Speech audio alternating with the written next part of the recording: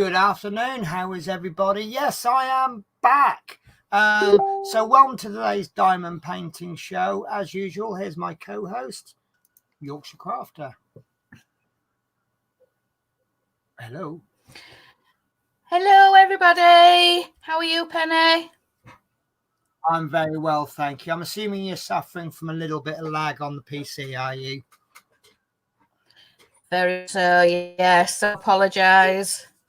No, that's all right. You've obviously, I know you've got a situation where your best PC it just has to be prioritised to the kids because the kids need education, don't they?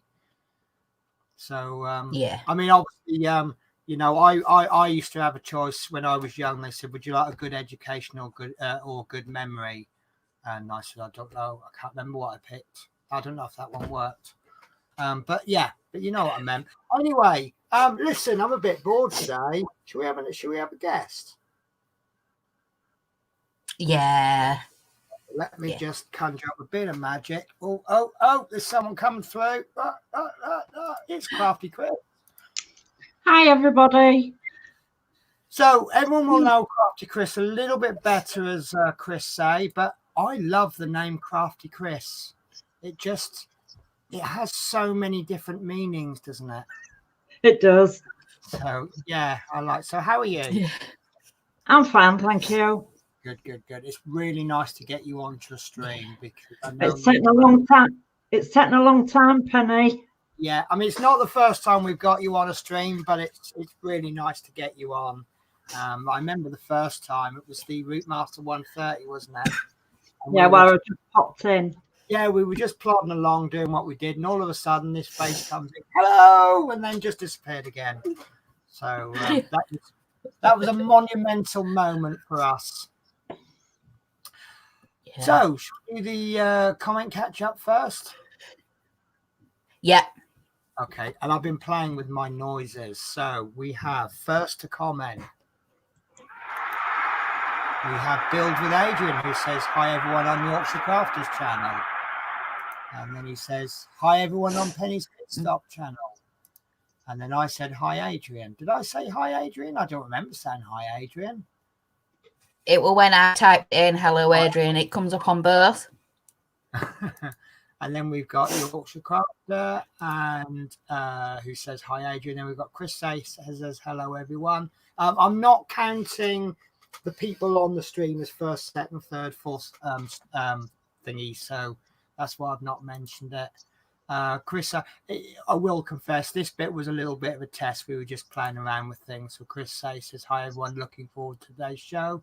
And our second commenter is Danielle, but I've got to work on those noises, haven't I? So good day, all you beautiful peeps.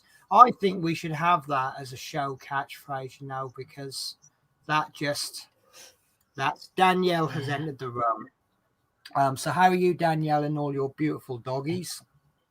Then we have Mike Tedstone says hi all, and we have Dave's Hobbies, hello friends. Again, that's a bit of a catchphrase now, isn't it? And that's one of those nice, warm, comforting comments, isn't it? And then Danielle Boudreau, hello and good day, Crafty. And I am really sorry, I'm not looking at this on Facebook. So for me, it just says Facebook user says hi all. I can pretty much guess who that is because it's usually the same person. I'm just trying to find it. For me, it just says Facebook. Oh, there we go. No, sorry, bear with me. No, I can't see any comments. Oh, there we go. It's exactly who I thought it was. So that's Teresa says hi all. And then that brings us up to date with the comments. And then she says, yes, LOL. So, right. So, Crafty Chris, tell us all about yourself for the benefit of the people who don't know you other than little comments on the YouTube channel. Right, yeah, there's a number of crafts that I like doing. I've always done cross stitch, but it got to the point where I couldn't see to do it. I think that was mainly due to my diabetes, and I've got my diabetes under control. And believe it or not, my eyesight's a lot better. But yeah, I've started cross stitch again, which I'm absolutely loving.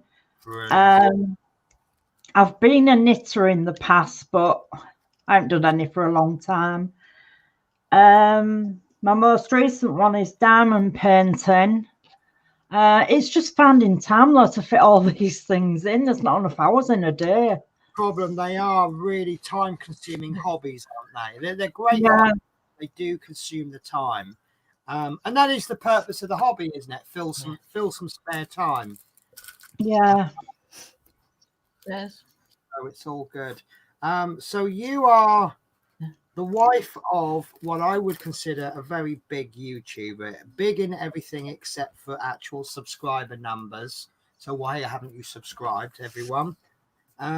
So you are the wife of Dave's Hobbies, and you're in a different room, so we can't see Dave's bust. So what you'll have to do, guys, is watch my stream tonight, and I might be able to get some shots of the bus for you all to see. And that's just giving away more than I want to give away. You should be showing my bus, not Dave's. Obviously your bus, because that is the better bus. I forgot, isn't it? So yours is the Shillelagh bus. It says, yeah. Yorkshire bus. And these have all been adapted from, I don't know if you can see mine hiding in there, but they've all been adapted from the red London bus and just all been repainted.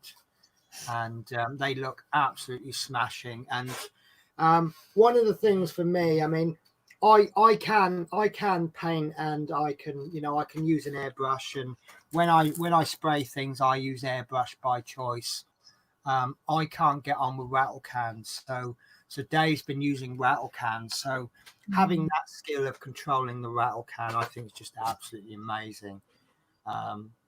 So yeah, right. So what are you up to today, Yorkshire? I'm going to be working on my custom from Smith's Beads. I'll just grab the sheet if you give me a second.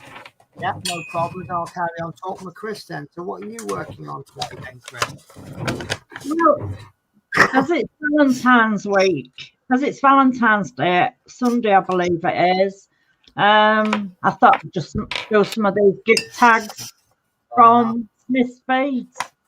Which is actually really good, because although they were, I first saw them as Christmas present tags, they're actually, because they don't actually say Christmas or anything on them, they're actually all year round, aren't they? So you can use them for any occasion. So yeah. So Dave is probably going to wake up with a love heart under his pillow and drills in it when he wakes up.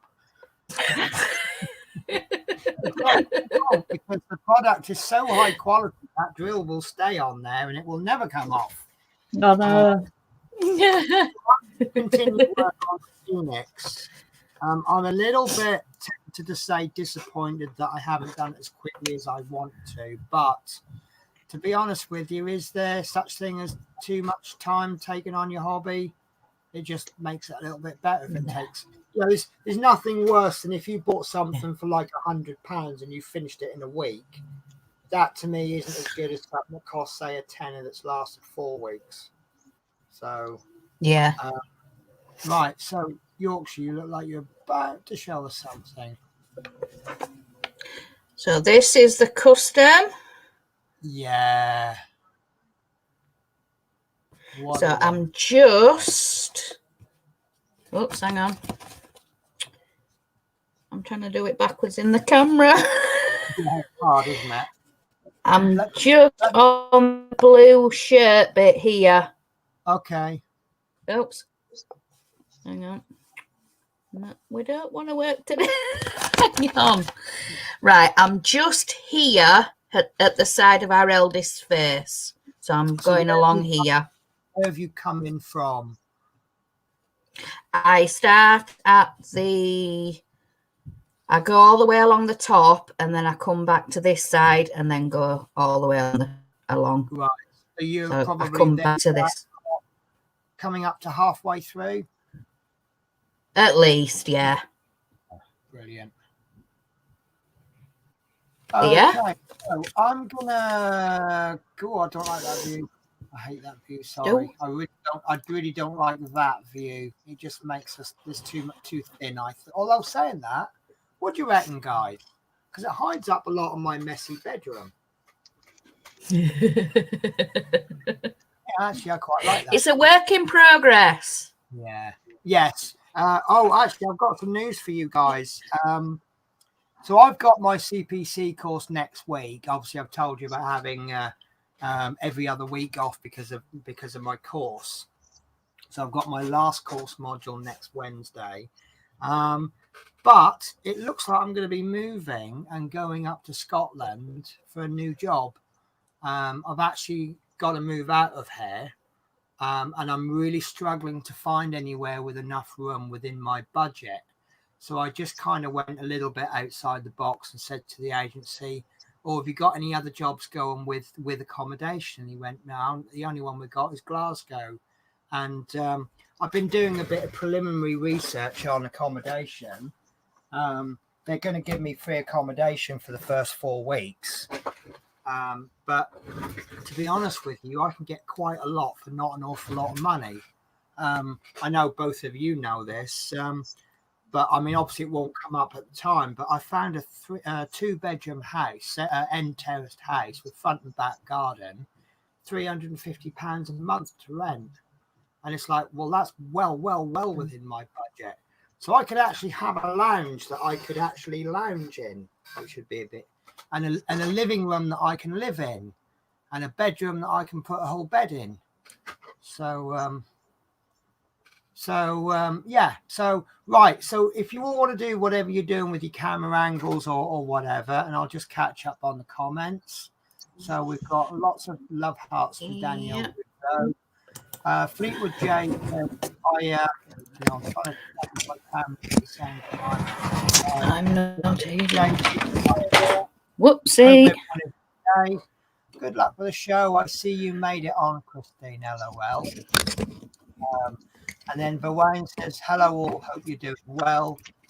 Mike Petstone says, "I'm doing word of the day. Just asking, and he usually remembers 2 seconds after the start." Well, I've got just change your icon, Yorkshire, because you've got. I can't. I don't know how to do it. Okay. So yeah, we've accidentally got the wrong icon for Yorkshire. This is because we have a group of us share StreamYard. So obviously, Build with Adrian was probably the last one to use this, and so we've ended up with his logo. So yeah, we have actually remembered word of the day. All 3 of us have allocated ourselves a word of the day, and we are also going to be running through. As little space fillers, getting to know you questions, because I think we all enjoy those, don't we? Yeah. In addition, if you guys want to ask us any questions, get to know us, no matter how ridiculous or funny or whatever you want to ask, you're more than welcome to. The only thing I will say is if they're a little bit too personal, we do reserve the right to say I'd rather not answer that, just in case. Sometimes I'll ask someone something, and any word battle. We haven't even started yet, Mike, and guessing the words. But yeah, I mean, sometimes you ask someone something, and they're like, "Well, you don't mean to upset them, but." You don't know what people are thinking. Now, I remember I got these drills wrong last week, didn't I? And I had to pick a load of them out. And I haven't finished doing that. Do you remember? The number? Yeah, I think it's up here. So I think I'm probably going to do that now, because you know what I'm like. I say, "Oh, I'll do that during the week," and then something crops up and it never gets done. So we'll do it now. I remember. So yeah, they're not coming. I can't remember what am I doing. Green dot is number 6. Oh, my other guess at yours already, Penny. Yeah, well, I haven't even started saying it yet. So let's kick off with a question. So you two guys, who is your hero? And I'm expecting a soppy answer here. I wouldn't be surprised if there's a soppy answer. Go on, Chris, I'll let you. It's got to be my husband. Yeah, I was expecting that. Yeah, he's always there. He always sorts things out.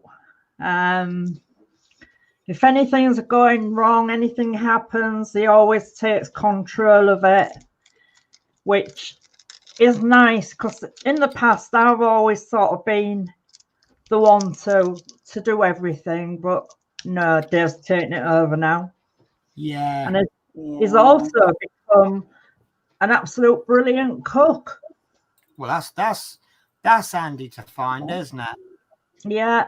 I heard a stand-up routine from Sarah Millican once, and she said that I heard this story about this this couple, and the woman died, and you know, they'd been married for like 50, 60, or I don't know, 100 years, however long they'd been married for, and he actually died about 2 weeks later, and they say that he died of a broken heart. And Sarah Millican said, no, he didn't. He couldn't cook, could he?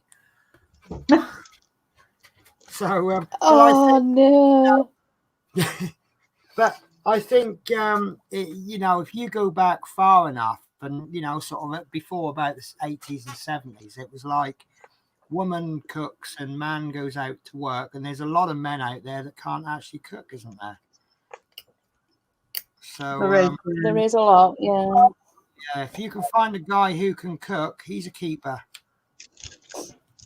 Yeah, definitely. So I understand. But no, cook, isn't he? Yes, fantastic. Yeah, he's a really, really good cook, and it turns his hand to anything really, cooking wise. And I do cook, but like I say, it's just the fear of serving raw meat. I don't want to poison anybody. Okay. But yeah. Can't argue with that because, yeah, if you haven't got the confidence to know when it's cooked, then that's fine. But I remember many meal times we had where Mum's grabbing our plate of food because she's cut into her chicken. It's a little bit pink at the bone and she's shoving it in the microwave. So you end up having chicken dinner that's like 2,000 degrees because it's been in the microwave for like 10 minutes. Yeah. I say, Mum, you might as well just cook that in the microwave because you've put it in the microwave longer than it was in the oven for. My answer to that question is a bit of an odd one, but then you wouldn't expect any less from me, would you? I think my heroes, I think we've pretty much established between ourselves that you don't have to be a sports star or a movie star or something to be a hero. I think we like everyday people, don't we? But as I get older, my heroes kind of become someone from when I was a lot younger, because I think as you get older, you don't realize just how much other people have influenced your life. And if you're happy with your life, then that's probably because of the teachings of someone from when you were much younger. They've made you the way you are. And, you know, all those times you used to moan about your mum telling you off or something, and you don't really realize until you're an adult that she was doing the best thing. So does that kind of make sense? I know I kind of don't always explain myself. Yeah, no, that makes sense.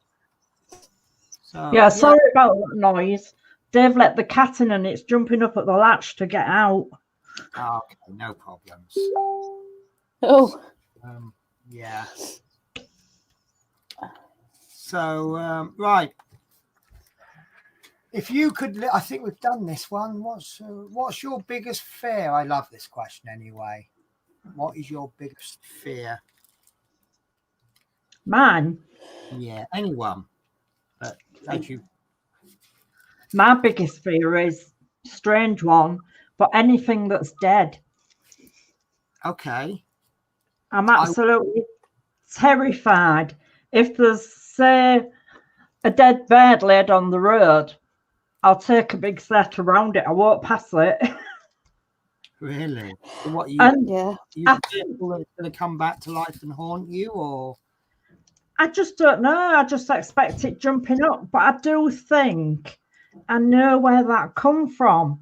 And it is quite funny. As a kid, I was brought up on a farm, and Mum used to bring these live chickens home, and we used to have to sit and dress them. And there was one day, I assume you're not talking about dressing up with pretty clothes and things. no, stripping the feathers off them. And there was one day I was doing this chicken, and it jumped up and got off my knee. Oh no! And right from that day, I'm sure that's where it comes from. It could well be. Yeah, it certainly makes sense. So, what about you then, Julie? Oh, I don't know really. I don't know what.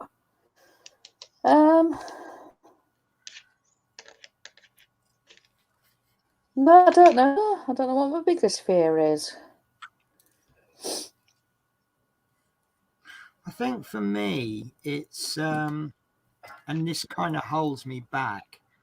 I'm quite fearful of doing anything like a big major change. Even though I'll sit here and say, do you know what? It's better to have given something a go and it didn't work, and you learn from the experience, than to have not even attempted it. Yet I'm reluctant to try things because I'm worried about if it fails. Although I have overcome the fear of moving areas, because I've become quite an expert at moving from area to area, as you guys well know.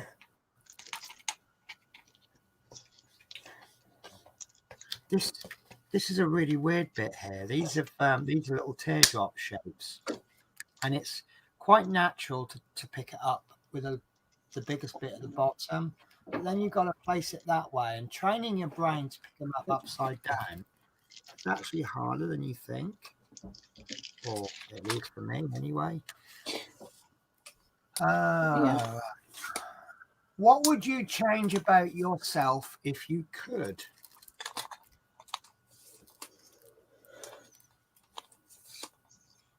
Oh.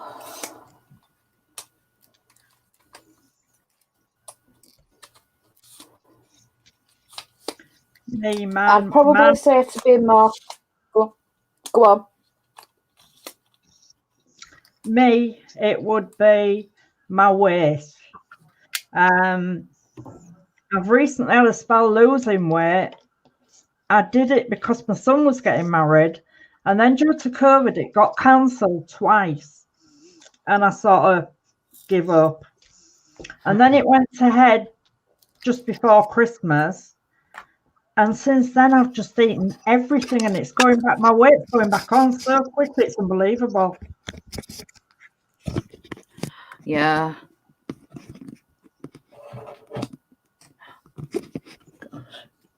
Oops. Sorry, I'm just fiddling with my camera. So what could I change about me? I don't really know. It's not something I really think about. I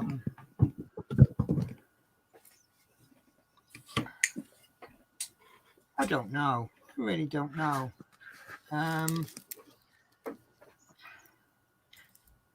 I really can't answer that.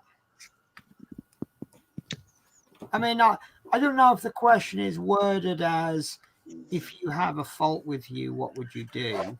You know, what fault do you think you have? But I don't know. I think everything about you makes you the way you are, and if you change one thing, it would change absolutely everything. You know, it's like if I didn't move Durham 20 years ago and avoided a bad experience, would I be where I am today? You know, and my whole life could have ended up completely different. So I really don't know, because I think everything in your life kind of linked together, doesn't it? Yeah, it kind of happens for a reason.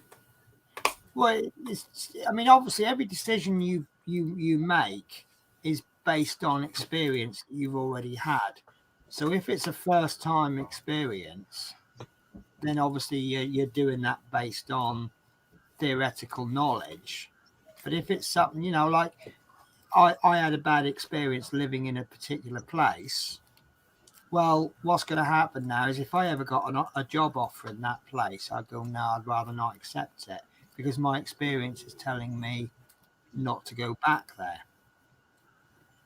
Whereas if I'd never been there and I get the job offer, then I would go to that place again.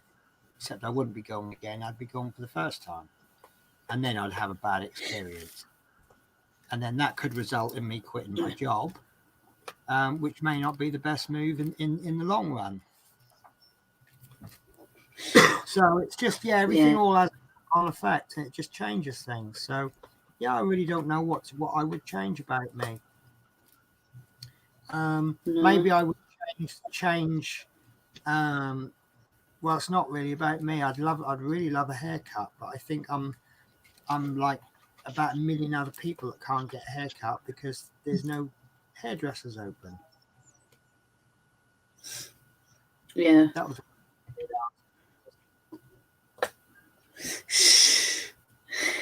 But no, for me, I think it'd be to be more confident. Yeah. I'm a bit shy and a bit don't voice things. I kind of keep it bottled up, and you know what I mean. But I watched last week's show, and I would say you're definitely getting there. Yeah, you are definitely confidence, and I just made you blush now, haven't I? Yes, just a little. But maybe you don't. Maybe you need to know just how good you are. You know, that's a bit of a common problem, isn't it? People hold themselves back because they don't know how good they are at something. Yeah. So maybe that, because I'm finding the more time I spend on stream with you, the better you get, and the more confident you get. Yeah. Well, thank you for that. I don't know. You know me, I can speak mine. Whether it's a good comment or a bad comment, I'll still say it. We'll just see what fate brings. Yeah, it could all go horribly wrong tomorrow, but we still have the memories. So, what really makes you angry?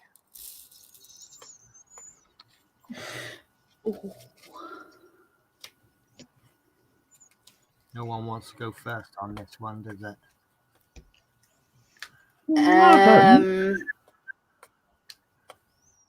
Being lied to.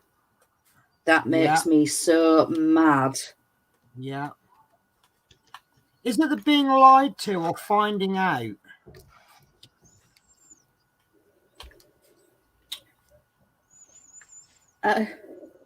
Probably finding out. Yeah, finding out. And finding out from somebody else. So you're like, well, they know all about it, and they've known all along. Yeah. What about you, Chris? Anything makes you angry? I don't know, really. Yeah, I mean, the lying thing's a big thing with me, but I think that's a universal angry there, isn't it? Yeah, it annoys me when the cat scratches the wall. Right. I think for me, it's a blatant disregard. And I've really found this one out lately, a blatant disregard for others. Like, for example, these people who don't wear their face masks properly. And they know full well that it's not increasing or decreasing their chances of getting COVID, but it's certainly increasing other people's chances of getting it. And they probably don't care because it's not them who's going to get ill. And it's like, do all these deaths we've had, how do people know if they actually found out it was from them that they caught it?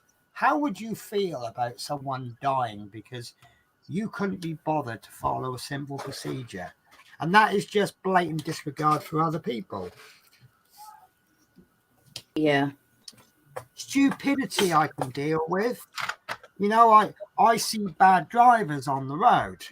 Is it because they are just out to wind me up, or is it because they don't have the skill levels that your average, average means in the middle, doesn't it? And in order to have an average, you need a big section of people that aren't as good and a big section of people that are better.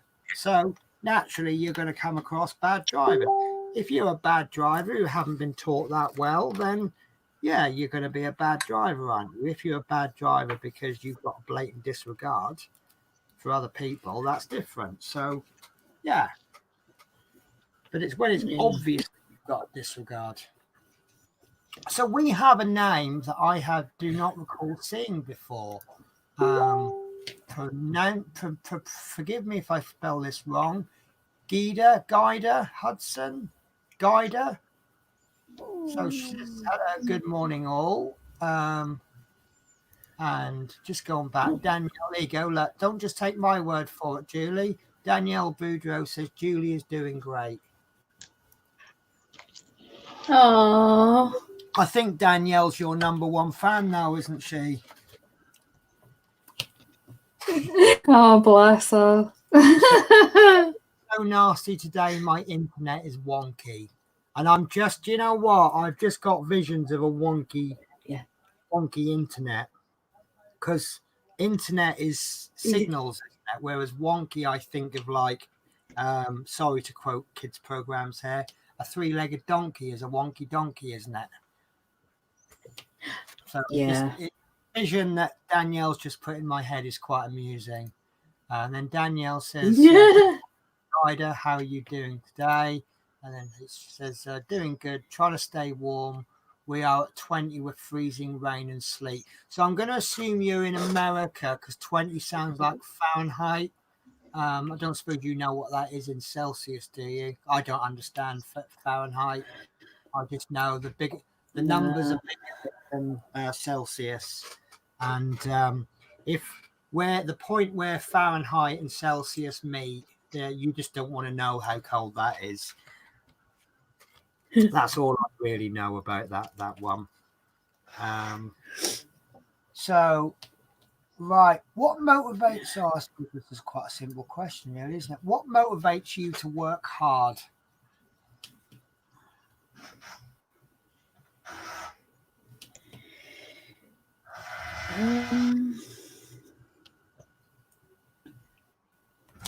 I'd say everybody around me, all the encouragement, seeing other people and what they're doing, and yeah,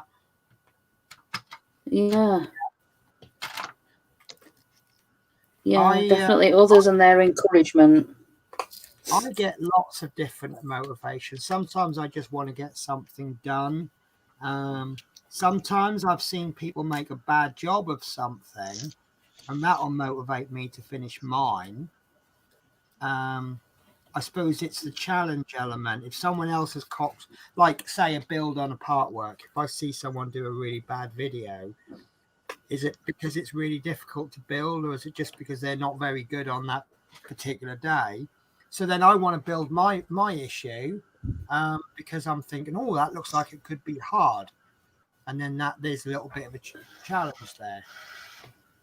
So, guy that comes from northeast Oklahoma. Now, my auntie lives in Oklahoma. I don't know whereabouts in Oklahoma. And it's quite funny because she used to sign off letter. She used to when she wrote her address, she used to put okay, okay. And I say, well, why do you tell me you're all right twice? She goes, I'm not. I'm telling you where I live. It's Oklahoma, in the state of Oklahoma. I went, oh, okay, fair enough then. So I just like that. Okay, okay. I thought message. What's okay, okay mean? And then Danielle says, yes, just love Julie. She's so sweet. There you go. And then Danielle, Oh, you're gonna make me cry. go on, have a good old cry then. We don't mind her. Danielle says -6 in C. So that is cold. It's where I am, it's hovering between 0 and -2, and every now and again you might get 5 minutes of 1 degree, but it's just generally cold enough for people to moan a lot, and then in 6 months' time they'll all be moaning so hot. But that's what British people do, though, isn't it? Yeah. They Yeah. moan when it's one It extreme, is. when it's another, and then they moan if it's not hot enough, and then they moan if it's not cold enough. And then Mike Stone says, Penny, motivation.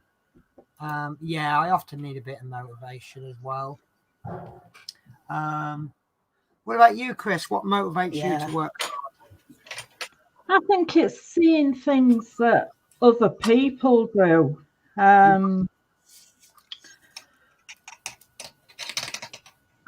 like a challenge. Yeah. Yeah, the best motivator for me is one. So if all you have to say to me is, "Oh, you'll never be able to do that," that's too hard for you, Penny. You probably couldn't get a better motivator, because I could prove you wrong.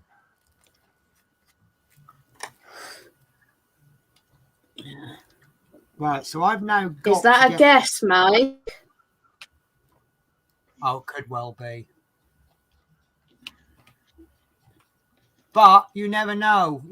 It's I could be saying the word of the day anywhere. I could be hiding it in plain sight, or I could really just really hide it up. Who knows? Yeah.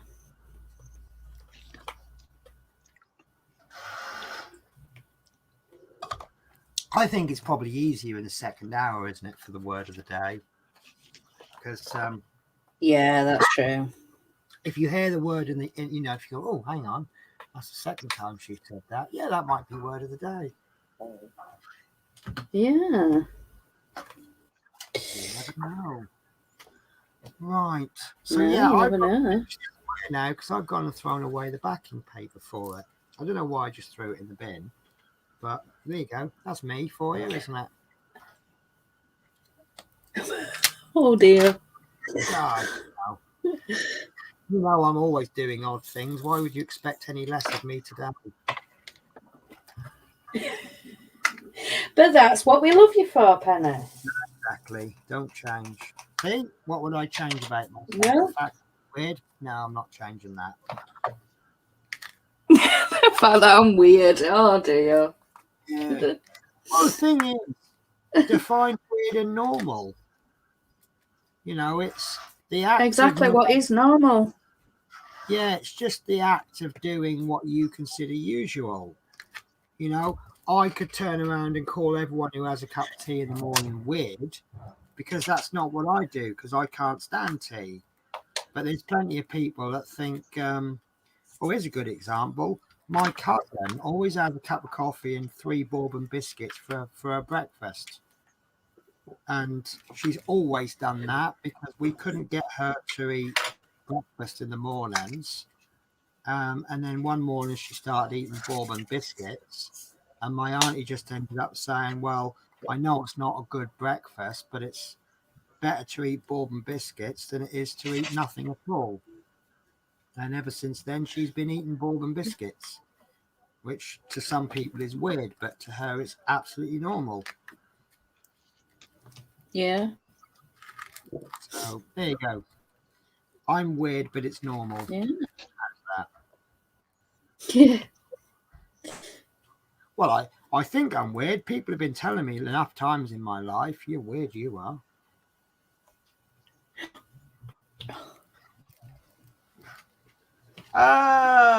Right. Oh, I'm going to skip the next. The next one's what's your favourite thing about your career? But right, what is your proudest accomplishment? I think there's an obvious answer here to anyone who's a mum, isn't there? Yeah. Yeah, definitely. There's nothing, no other answer really to anyone who's a mum. But outside of family, what do you think would be your proudest achievement?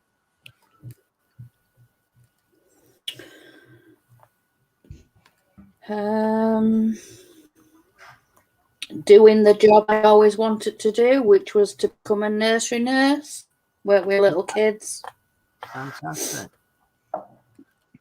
That's a job under close scrutiny at the moment, isn't it? There's so many bad things going on involving kids.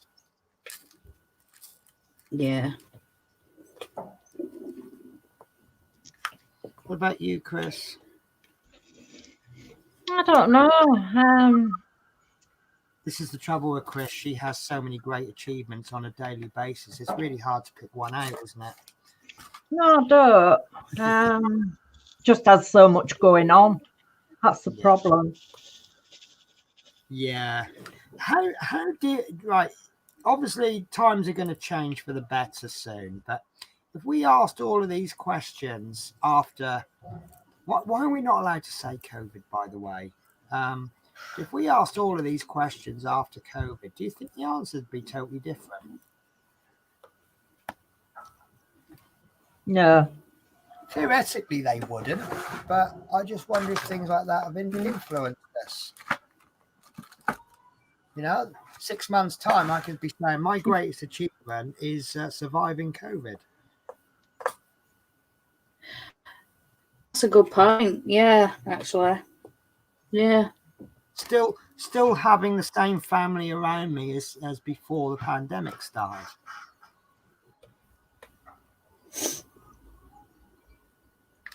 Yeah.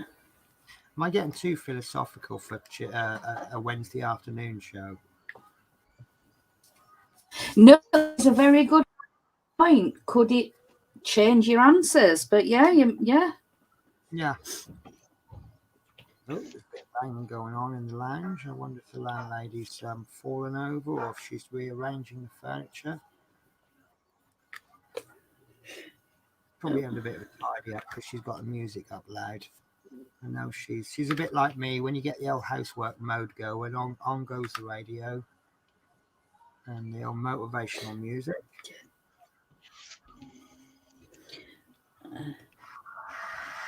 So let's see if we can have a. There we go. What is your favourite book to read?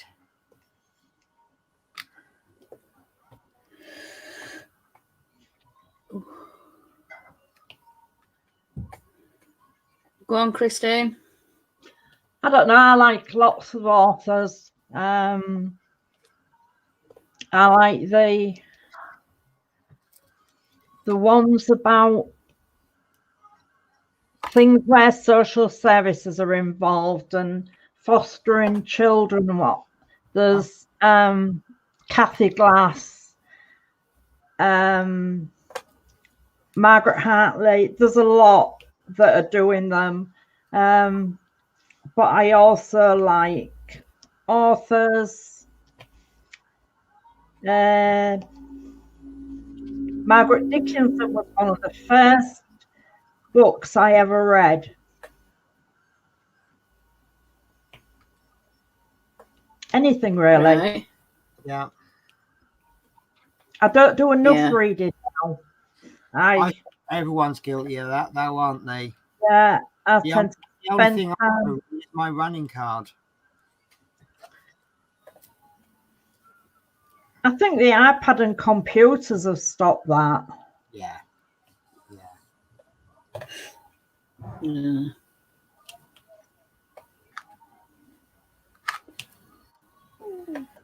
Yeah. But I think the last book I read was by Virginia Andrews. It's called Flowers in the Attic. And I still haven't finished it. I have heard of that. Is that come out as a film? Because that name. I think it did, but I haven't. Yeah. Well, the first proper book that I read was at school. Funny enough, you know when you do English at school and they force you to read a book and then you end up having to write about it, they've all become my favourite books. So we've got George Orwell, 1984, All Quiet on the Western Front, Merchant of Venice, and there was another book that's so wonderful I can't even remember it.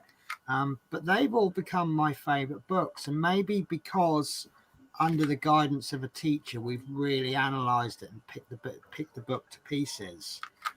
But yeah, I love reading George Orwell. I'll read him over and over again. And the last book I've read was the Game of Thrones series by George R.R. Martin, which is a very good read, especially normally if you read a book or if you've seen the film, you don't necessarily have to read the book. But the books are so different from the TV series. I would say if you've seen the TV series, the books are an absolute must. Yeah. But I was always told as a child that obviously as you're reading, you're getting a bit of an imagination. You're kind of turning the book into a film in your head.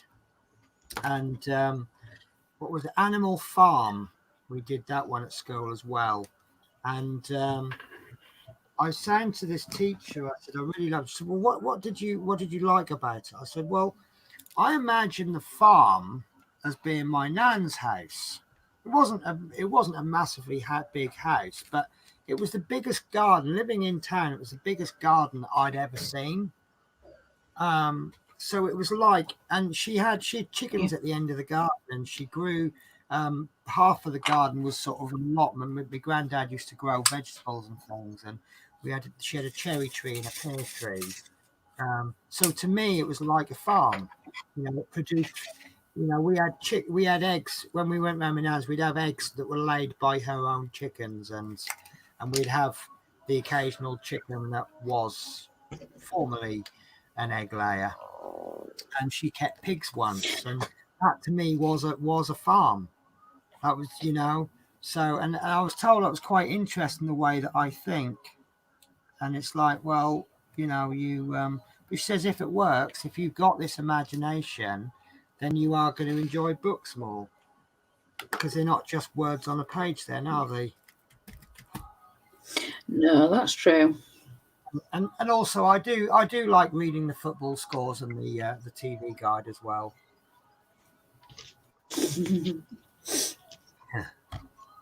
Right.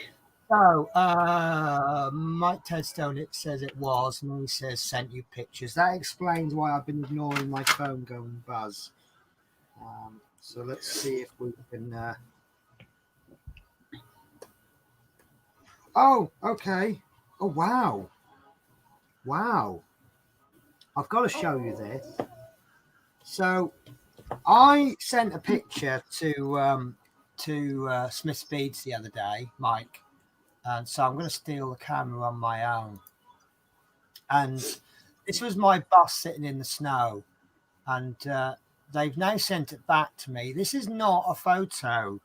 This is actually a render of a custom diamond painting. Yeah. And look, if I really blow it up, now you can see it is a diamond painting, can't you? Yeah. And that's only the 60 by 60. This is the 70 by 70. And again, look, if I blow it up, you can see it is a diamond painting. But because I said to him, oh, there you go. This is another. This bus is a picture that we'd found on the internet. This is the actual bus that we're all building, the Hachette bus. But as a render, you've lost a little bit of detail.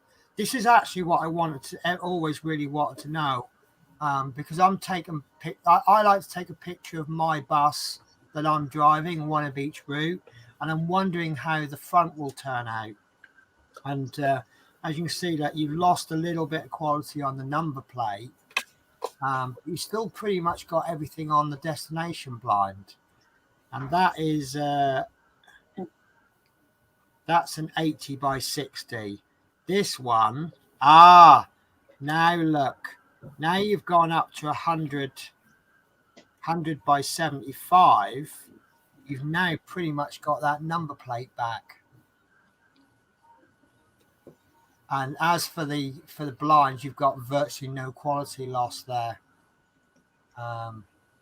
Because my fear had actually been that you go out and buy a custom and it's naff. So, but Smith Speed sending me these renders before I order it. Now I know it. I mean, this is the smallest bus. Once I had my money over, that is exactly what I'm going to get. So there you go. And would you say that's a reasonable price? 60 by 60, £43. Yeah. You know what? I might get that now, because that is. Do you know what? I am going to get that, and I'll tell you why. Because if I don't end up with fantastic accommodation in Glasgow, I'm really going to need something to do, aren't I? So yeah, but no. See, again, you know, I film a lot of things for YouTube, and I build big models. They're not really things that I can pack up in a suitcase and off I go. But look, the equipment I'm using now: a tray, a diamond painting pen, all my drills, and a pattern, or the canvas. That's all I need. I can fit that into a handbag, can't I? Yeah. So yeah, I think I'm going to need to buy some of those. And I have been told that the 10% code is still working, so I suppose we'd better put that on, hadn't we? So Mike, can you just confirm that I am doing right by putting that code on? Love Mini says, Penny's Pitstop, how is the future? Past blows. Do you know what? I can't complain about the future. We have this little joke for those that you are looking at us and going, oh my God, what's going on there? Because Love Minis is in America, she refers to me as her friend from the future, because I'm 6 hours ahead of her. Is it 6 hours or 5? I'm pretty sure you're 6 hours behind me, but I might be wrong. And then she says, like, share, subscribe. Thank you. Danielle says, my favorite book so far is The Blue Bistro by, I can't even pronounce that, Ellen Hildebrand. And Love Minis, wow, bus is a diamond painting. Yeah, you didn't see that one coming, did you? The quality was that good. And then Danielle Boudreau, oh my, look at that. That's really got a lot of comments going. Dave's Hobbies, wow, Penny, RM857 in diamond painting looks fabulous. Yeah, I'm going to show you that again, because there's two 80 by 60. Sorry, I'm going to have to steal the big screen again. So this is an 80 by 60, and that is really good quality, isn't it? But yeah, the it is. 175 is better. I think I'm going to share these with the Route Master group. But I'll just have a chat with someone about it first, because obviously we've used a picture off the internet. Is that classed as? Well, no, we wouldn't be making money on it, would we? Because the custom service is just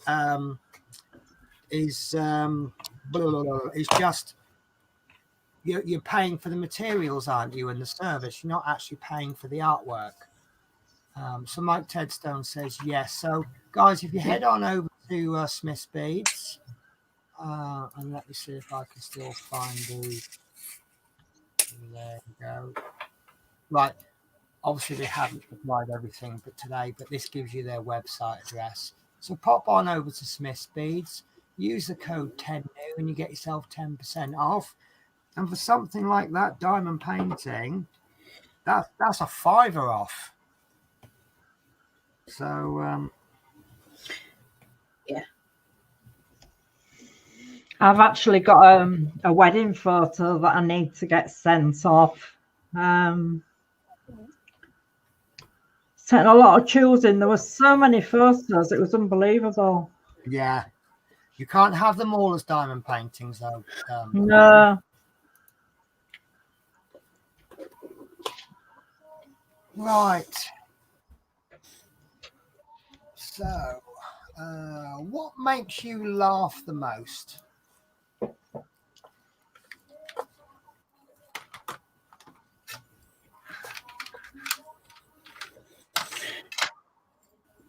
Nothing, right? Oh,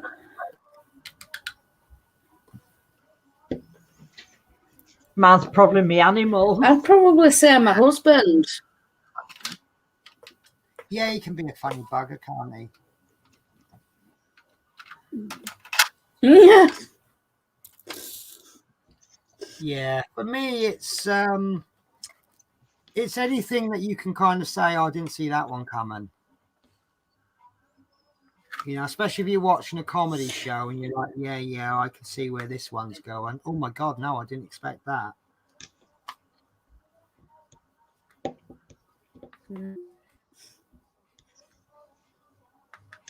Oh, complete change of subject. And I apologize to our American friends because they probably can't see this. Has anyone seen that program on BBC about the Victorian slums? Where they place these families in the like they make a Victorian slum, and these families do. They used to do it. They used to have like the series used to be a decade in time, and they'd have this family living a middle class lifestyle in say Edwardian times or Victorian times, and each day would be a new year. So each program would deal with a decade, and it would teach you what they, because obviously back in Edwardian times they didn't have automatic washing machines, so a lot of work was being done by hand all the time, and then because they've gone so far back and had to do everything by hand, suddenly when they've got say something that would make their job easier, but by today's standards is still pretty pathetic, people are going, oh wow, this is wonderful, it's just saved me so much effort.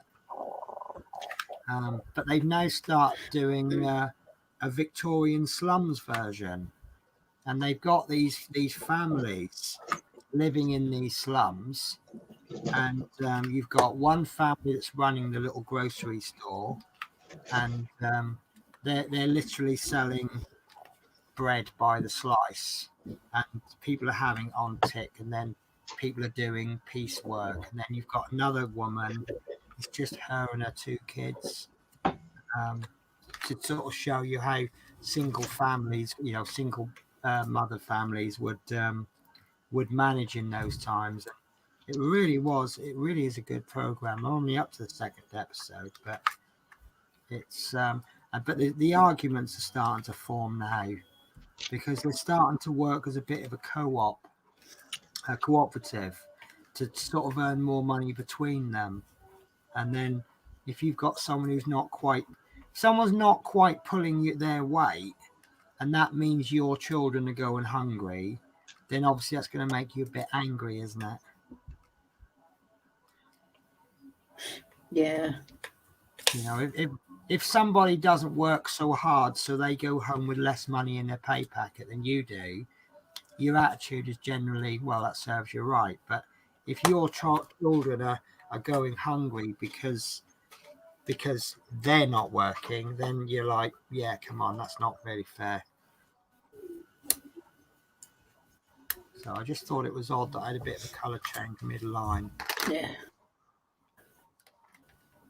So, right. Oh, what did you want to be when you were small? And don't give the answer bigger. That doesn't count.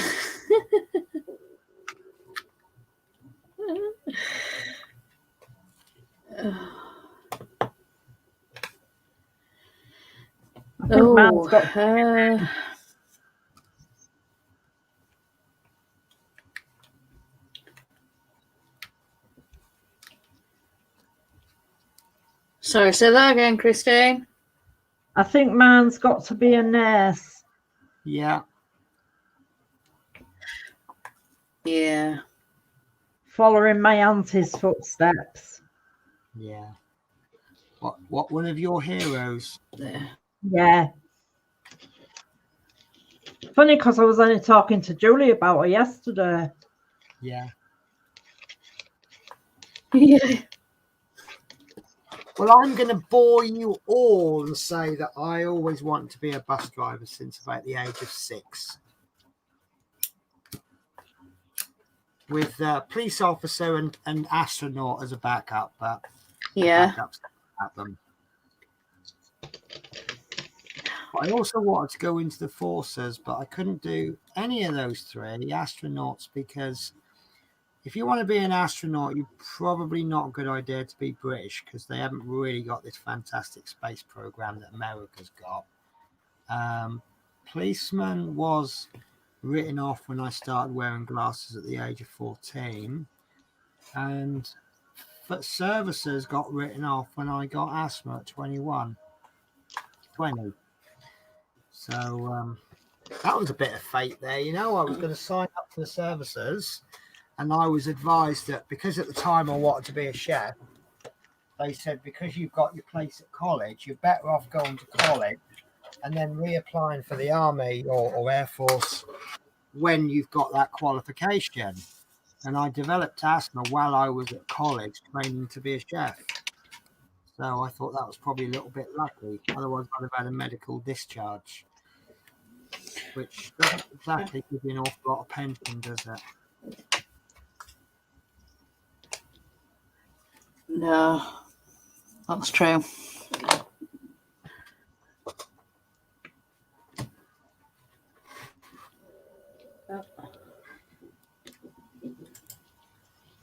Just had a comment from Danielle when it wants to come up. I like that. I want it to be a dog groomer, bless her. I actually love it when people do their childhood dreams, their jobs, but so many people don't, do they? Yeah. But I like what Ted's just written. Astronaut, at least you didn't set your sight high. Astronaut, at least. That's a really interesting comment, Dave. I wanted to be a vicar when I was very young. Well, that didn't happen. I've not really knowing of anybody who's wanted, someone who's very young. Oh yes, I want to be a vicar. That doesn't really seem the kind of thing that you. But then someone must do, because there's a lot of vicars around, isn't there? My cousin always used to say as a child he wanted to be a vicar. And when you asked him why, he used to say, because I'd get a big house and my nana could live with me. And, you only have to work Sundays. Yeah, but I think the reality is I think Sundays you're easiest. Yeah, he's actually a traffic officer now. Okay, that's a bit of a change from yeah. Wow, that's really interesting answer though. And then Ted is guessing my word as being astronaut, which unfortunately it is not. Talking of which, we haven't gone over an hour. Have you said your word yet, Julie? Yes, I've said my word already. Okay, so all 3 of us have said our word in the first hour. So now what we have to do is get this challenge in of getting the word in the second hour, which is always the fun bit, isn't it? Yes. Because that's the point where we could give away the word of the day. Yeah. Day. You know, it's like, oh, hang on, she come out with two really strange words with half an hour of each other. Yeah, I think that might be our answer.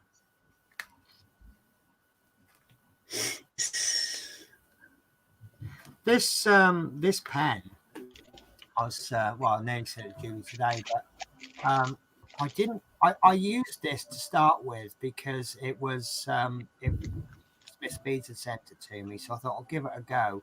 And I wasn't really keen on it. I was just using it just for the show. But the more I use it, I'm really getting on quite well with it now. Don't know if that was like, It's good. but still prefer my own pick me up pen, but can't find it at the moment. But I think it's the fact that I don't normally use wax, so it's having to go back and keep topping up with wax every now and again. But it doesn't use up too much wax. I still laugh when I think of wax, because when I first got a diamond paint and then I got this much wax, I thought, oh my God, is that going to be enough? And then I finished the diamond painting with like this much wax left.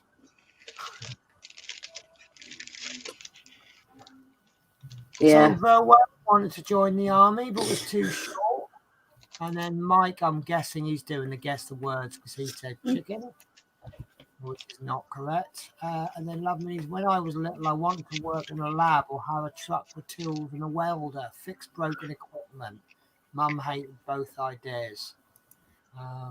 Did you work in a lab? Because I know you used to fix broken things, didn't you?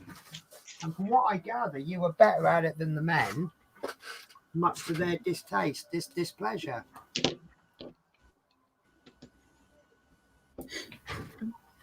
But I think that's probably more a sign of, like, for example, if a woman does a man's job, you've got so many people sort of breathing down on you, going, oh, you're no good at this because you're a woman. And then that gives you a bit of a determination to do it well, doesn't it? And we've just turned this whole show into a stanky man show now, haven't we? Yeah.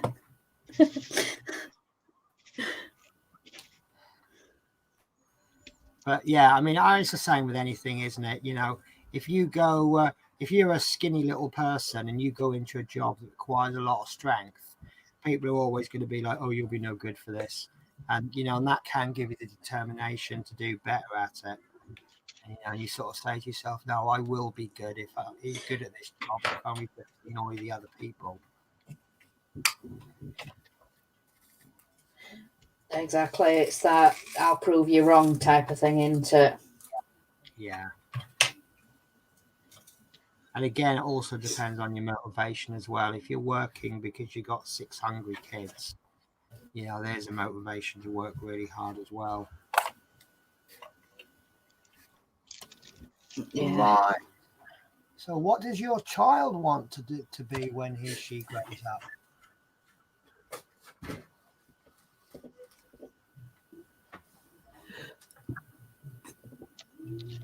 Oh.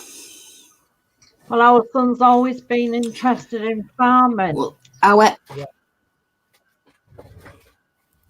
Sorry, Penny. That's right. It was Julie, I think, said something.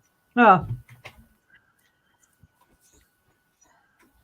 No, you're all right. Go on.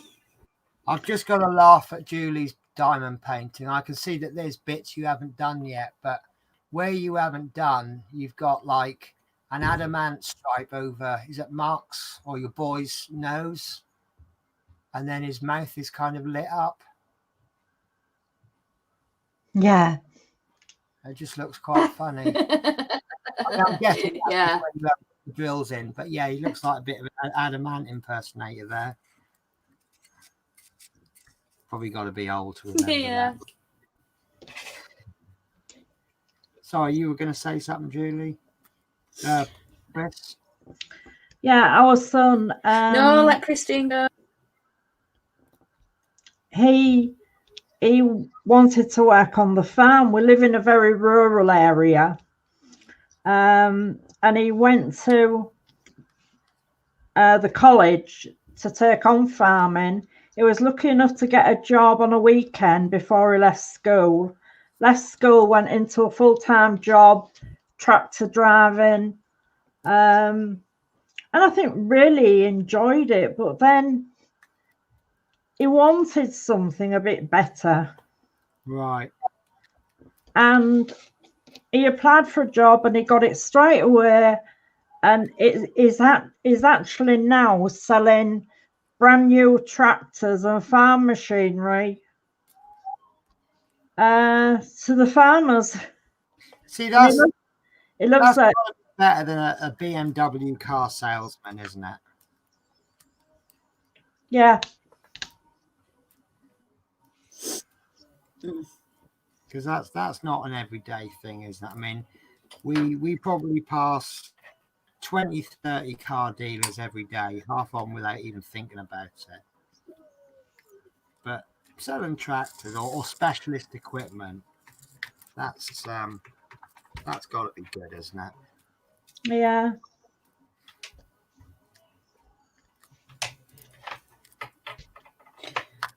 So, if you, well, I'm not going to ask this one because it's probably coming a bit delayed. Right, would you rather ride a bike, ride a horse, or drive a car?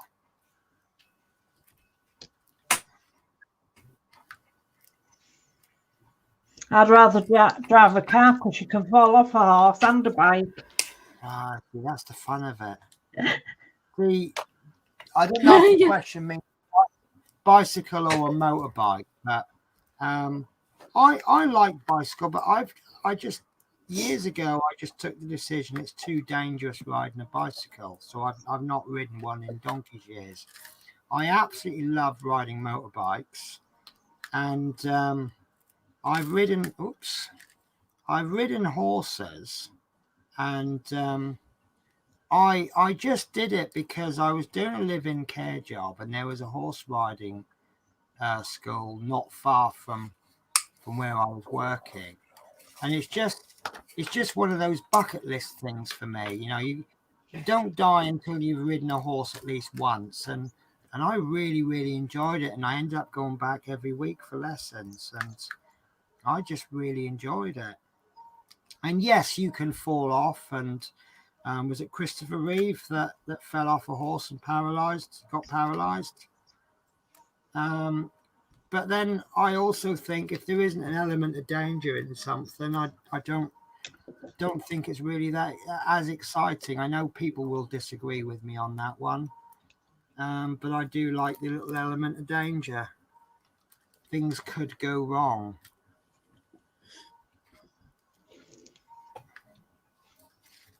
What about you, Julie? Yeah. That's just a yes from Julie. I'd probably go with a car. Yeah. The safer up, like Christine says, you can fall off a horse and a bike, and so yeah, the car. I mean, they are certainly more practical, aren't they?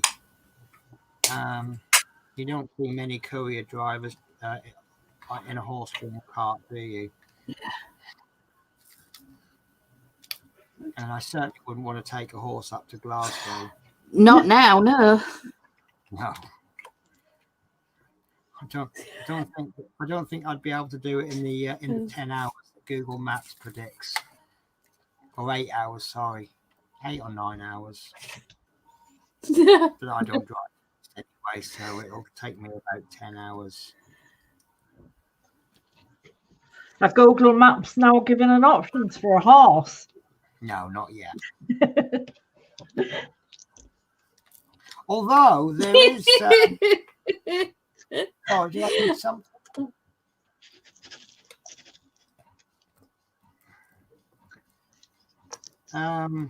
No, there's Google has these little funny things you can do.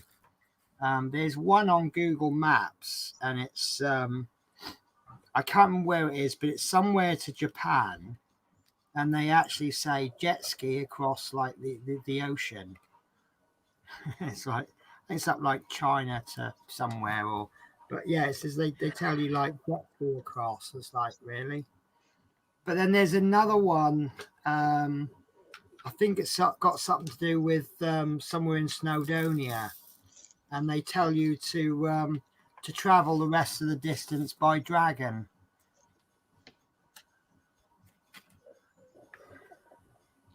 So someone obviously had a bit of a sense of humour when they wrote that one, didn't they? Easter eggs, I think they call it. Google Map Easter eggs.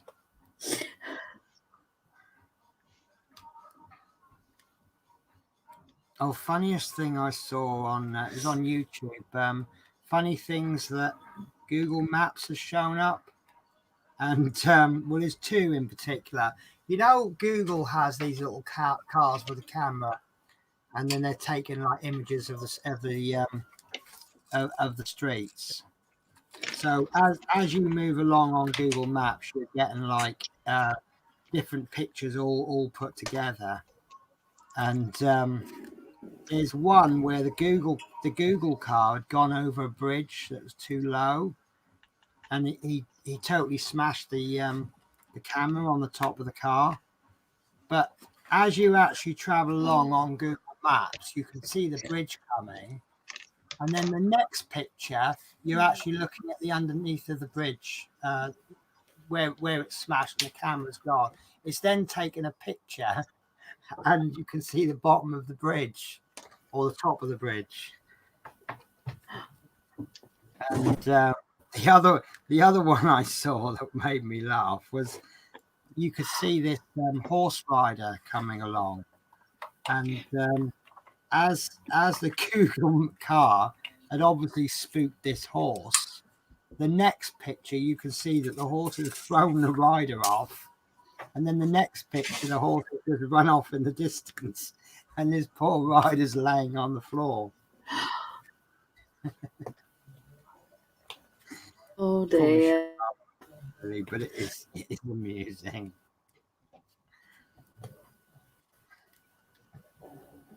Yeah. Right. So Danielle Boudreau says distance, but drive or bike. Yeah, I suppose. Yeah.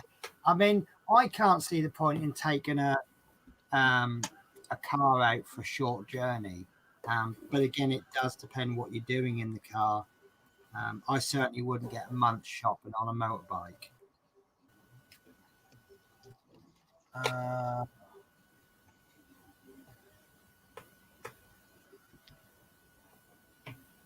Okay, this is a long-winded way of saying what's your favourite, but if you could only eat one meal for the rest of your life, what would it be?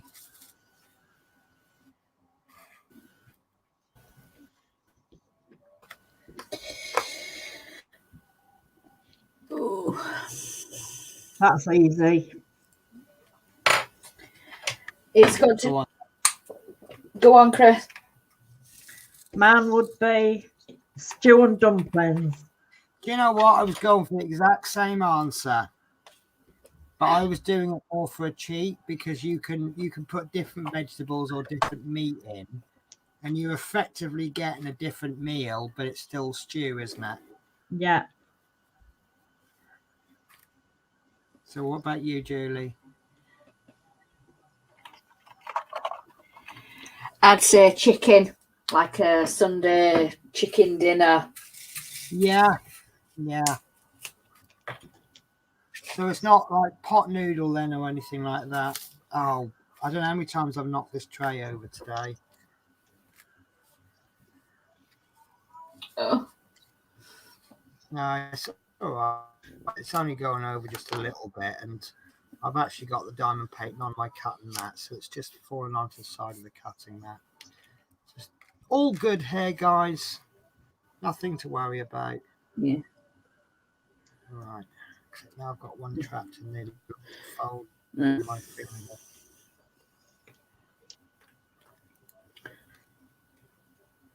So, right. Here you go. Have you ever had a nickname, and what is it? And you don't have to tell us bad nicknames you've had.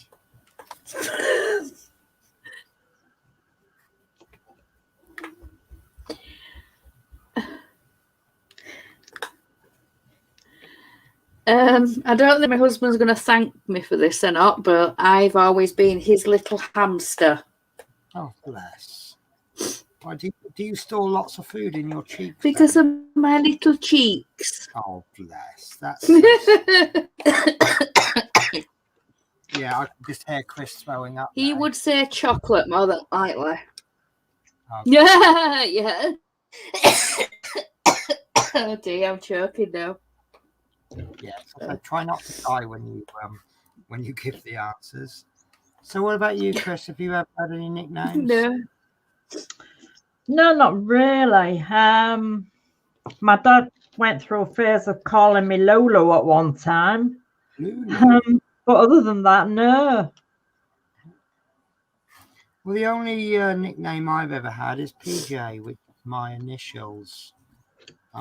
Apparently, it's an extremely common thing to do in America, is refer to your kids as by their first two initials. So I've always been known as PJ, and I still am by my dad and my sister.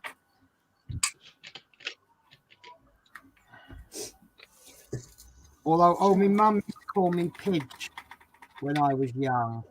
Because if you say the letters P and J together very quickly, you end up with Pidge.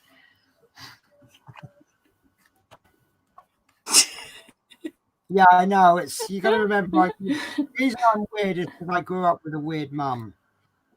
A lot of it. My influence came from my mum, and that unfortunately includes all the strangeness. But I wouldn't change my mum one tiny. Wouldn't change one atom of my mum.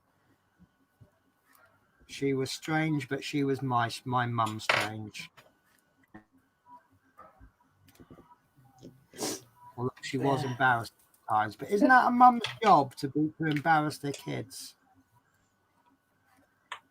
Of course it is. Yeah, it's your prerogative. Yeah, don't ever bring friends around to my mum's. You'll regret it, and I don't mean regret it. I don't mean embarrass as in, oh, let's pull out the baby pictures. I mean things like when your friends come round, they're getting verbal abuse from me, and I'll palm it off as a joke. My friend used to come round. I used to go home for dinner. My friend used to come. We used to bring his packed lunch, and he used to come round mine and eat it. And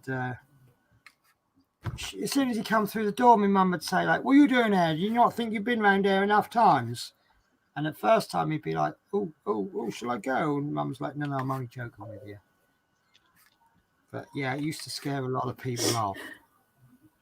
And my people go, your mum's scary. I'm like, no, it's just normal. And then once they've been around a few times, I mean, I had one friend really, really well with my mum. She'd go, oh, what are you doing there? And he just went, oh, shut up. And they just got on really well. I also had another friend, and the cat would attack him. I think I told you that one. I don't know why she used to just attack him. She used to hide up. He'd come in looking for this cat, and he'd go and hide near the back door, near the back patio door, because he's kind of in the middle of the room and he can see the whole room. Not realizing that she's actually sat on the top of the top of the curtain above the door, which he's standing by. That must have been premeditated, because he always stood there. She never used to go up there. He always used to go up there, and she just launched herself on his head. Oh, ouch! Yeah. It was like the face hugger scene on Aliens, except that she was on the top of his head, not actually on his face.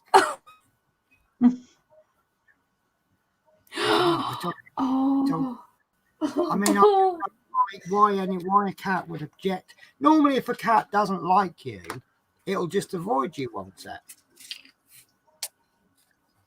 Yeah. I mean, I've had that before. I've gone round someone's, Cat's had an instant dislike of me, ran off, and I've just gone, all right, you're lost, not mine. So, right,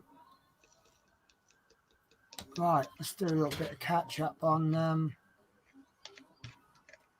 the chat. Right, so Mike Tedstone says pork. So this is the if you could only eat one thing. I would stay with pork. Yeah, nothing wrong with a good bit of pork, is there?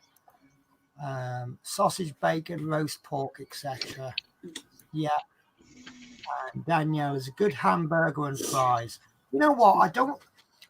You can't seem to find good. Fries. Fries is American chips. But if I said chips, the Americans are thinking, why does she like crisps? But yeah, a good chip. I think these days is really hard to find. You know, a good chip from a good chippy.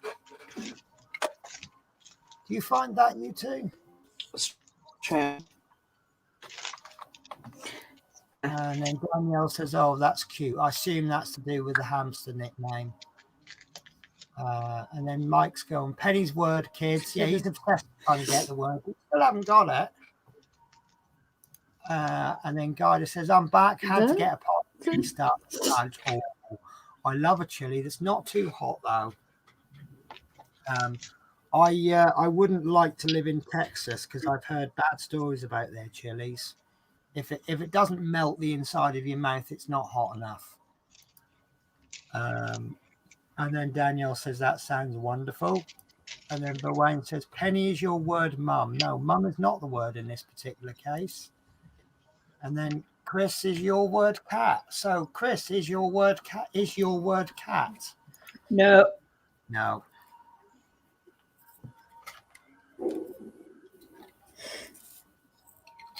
Well, you must have hidden yours really well, Julie, because no one's come up with your word. No one's even made a suggestion about your word, has they? Not as yet, no. Not as yet.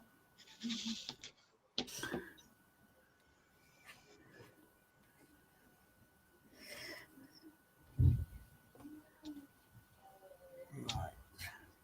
So, I'm ever so sorry, guys, but I'm going to have to take a 30-second break. So I will speak to you in a moment. Okay. I've got a bit of stuff. See if I can find a. Oh, have you? Yeah.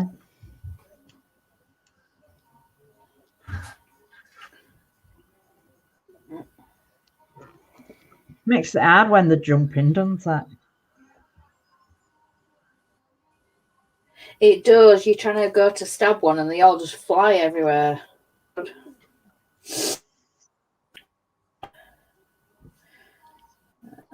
Let's have a look.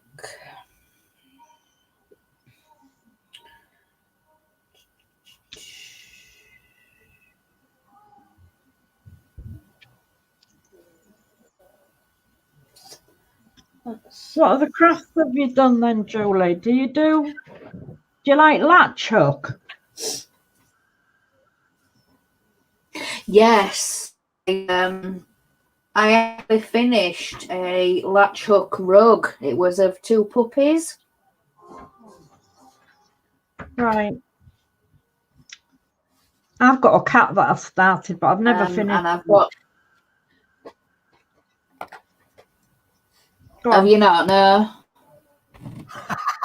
I just seeing the comments. I was just going to say I've got another 2 kits, a bus, and I think I've got a puppy one as well that, yeah, I need to do.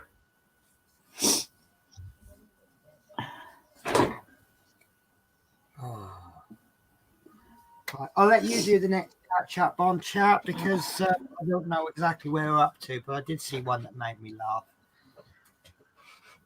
from Mike. So, right.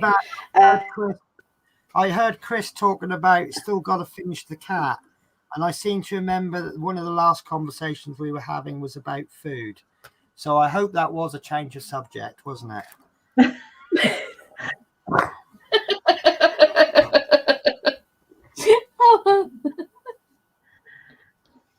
Do you ever get that? Oh, dear. You watch YouTube or something, and you're watching, or if you're watching a film, and you fall asleep, and then you wake up partway through it, and because you've fallen asleep, your mind literally cuts from one bit right straight into the next scene. You're like, whoa, what the hell is that all about? And it just becomes so out of context. Yeah.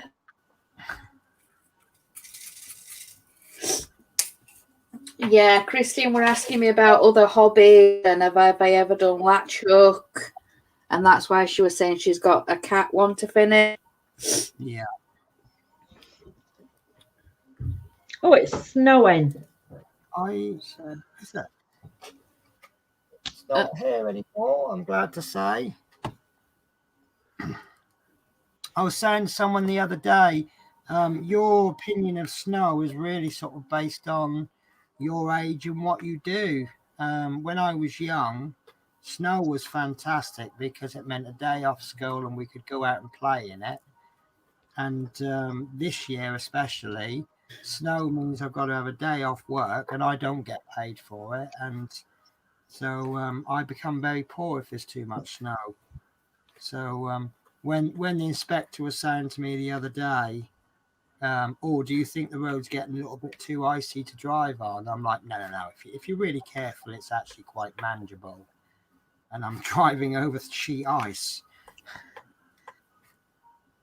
But it is manageable. It's if you're going down twisty roads on icy conditions, then yeah, I'd say it's too dangerous. But when you've got a sort of 200-yard patch of straight road that's icy, you just kind of have to prepare yourself before it and then just let the bus go. But I think a bus is a bit safer than a car on ice anyway, because it's got more weight pushing down, a little bit more grip. I might be wrong there. I might have a bit of false sense of confidence there.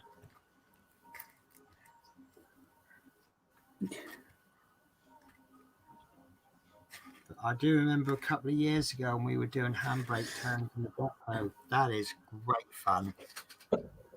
Handbrake turns in a bus, so much, infinitely more better than in a car.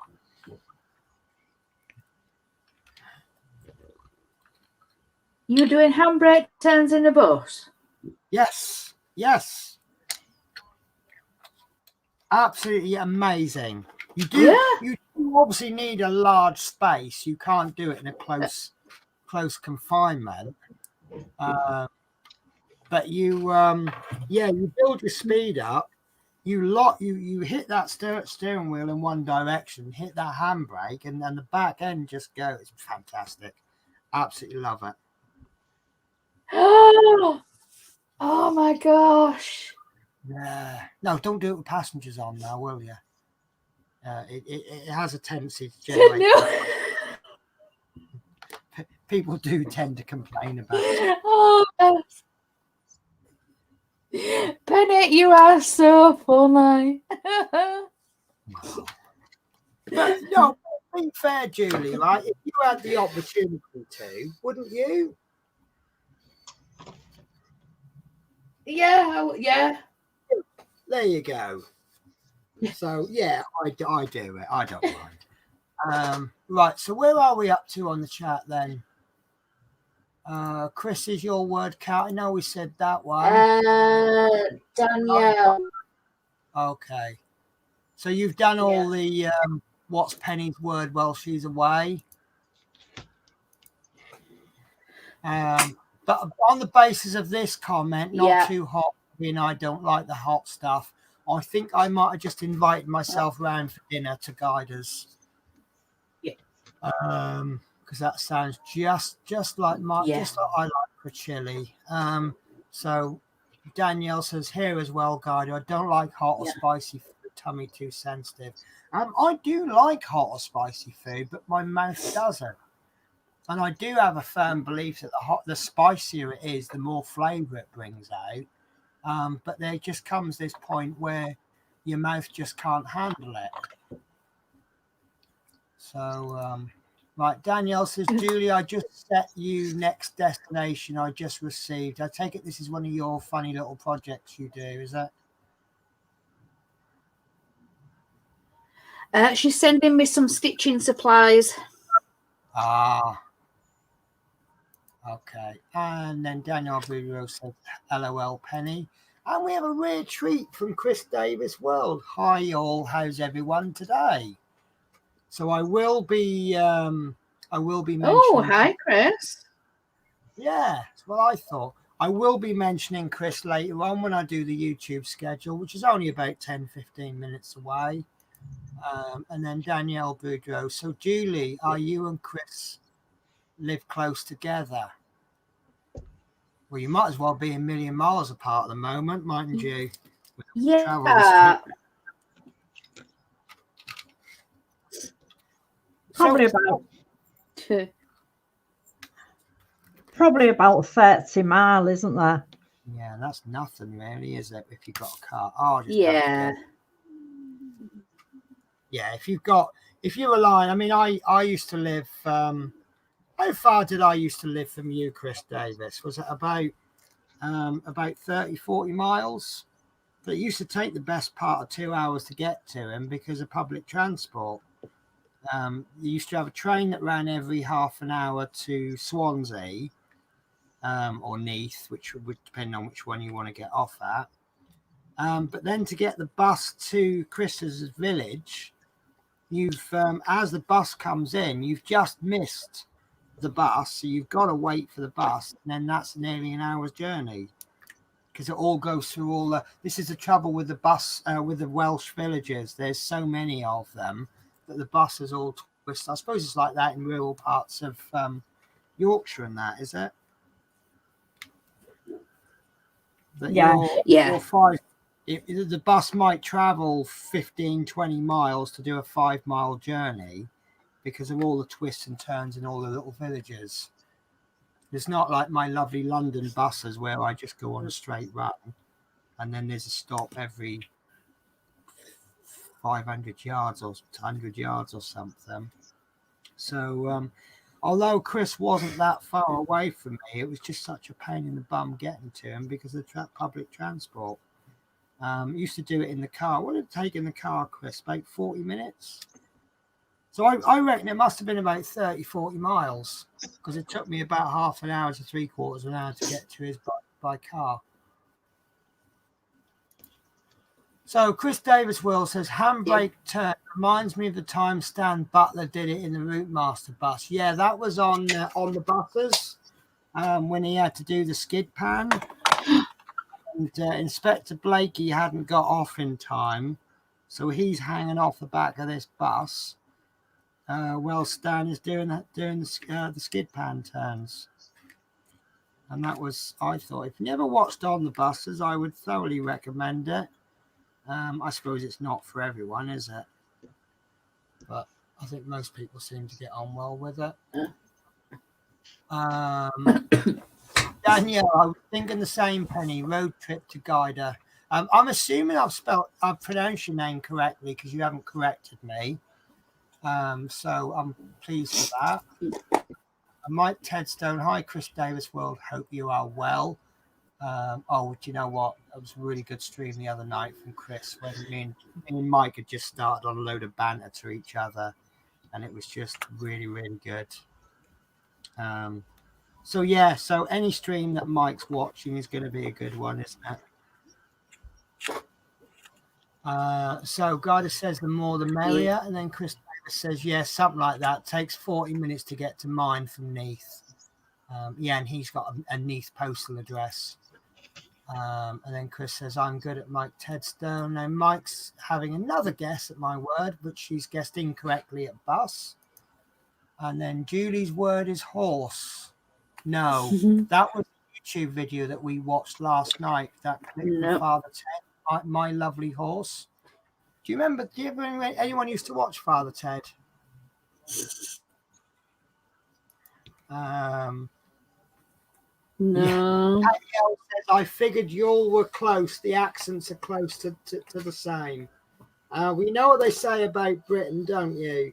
is you can drive for 3 hours, drive for 2 or 3 hours. The accents changed 4 times, and bread rolls have developed a new name. Whereas you can drive all day in America, and you're still in the same.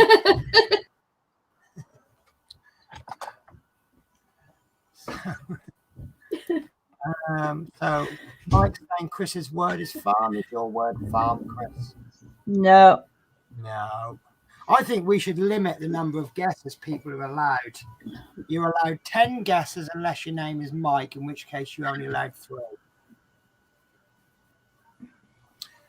So Dave Hobby says 50 miles between Christine and Julie. And we really are blessed today because we've got Chris Campling as well. Hi, everyone. And then Guida says... Well, right. So, yeah, right. Guida says, I'm always amazed when people get my name correct. It is amazing the way people have said it. If it's a word that you've never really come across before, I always find the safest way to say it is exactly as it's written. And then that way it's forgivable if you get it wrong.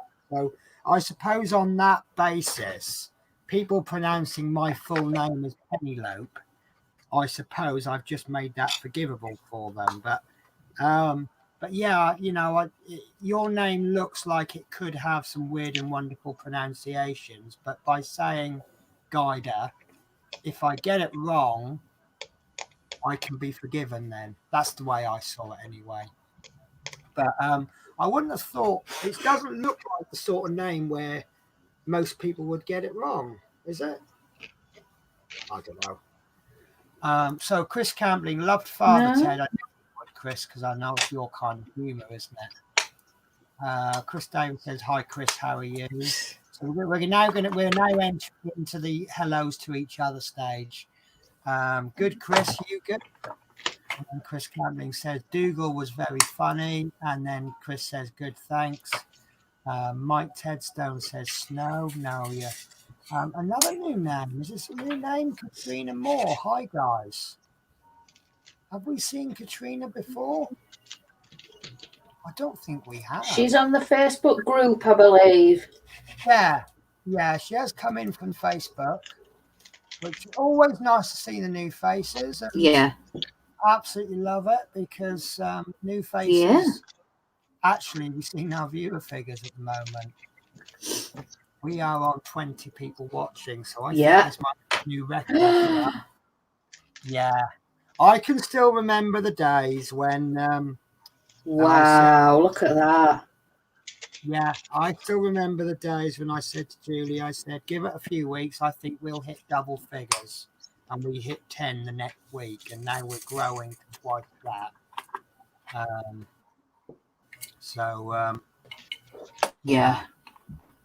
So Chris Campling, all the Chris's, yeah. We either seem to get a collection of Chris's or a collection of Dave's, don't we? It's one or the other. Yeah. But I say we're lucky on our streams because you have the saying, everybody needs a Dave. We've got 4 or 5 of them. So Chris Davis, trouble. Both Chris's in the house. Yeah, that's true. So yeah, this stream is officially going to go down. Yeah. This is her. So right. Sorry, if it comes up Facebook user, I can only guess who it is. And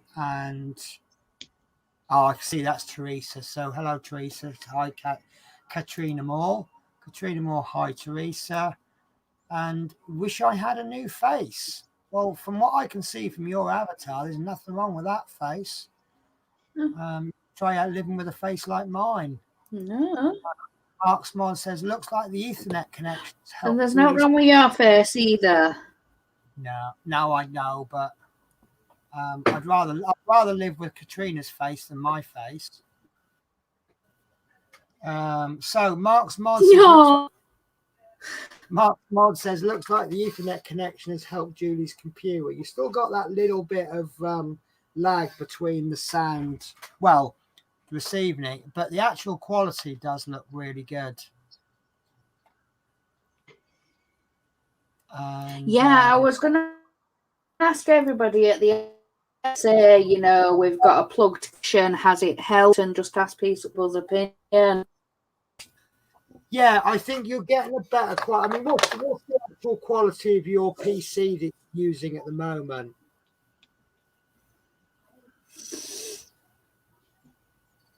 I don't know. I don't know what to say or look at, or what do I need to tell you? Let me put it another way. Is it your best computer in the house, or is it one of your worst ones, or one of your oldest ones?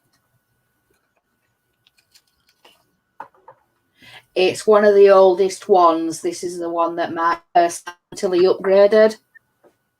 Excuse me. That figures then. So you're getting the good quality picture because the Ethernet cable is, or the actual speed of the internet is keeping up with the images it's trying to beam across. But where you've got a bit of a delay between, like, I'll talk to you and then it'll take a few seconds for you to get it, and then you talk back. And that's obviously the processing speed of the computer. So, but it's you know, it doesn't ruin the stream. So, and then Danielle, right? So Danielle Boudreau says yes, Mark, and then Mike says That's Penny has. No, this, yeah, there we go. I was waiting when someone puts ... on the end. I knew there'd be something else. So Mike has put Penny has the best face for radio. Yeah, they say that, don't they? Yeah, I was born with a face for radio broadcasting.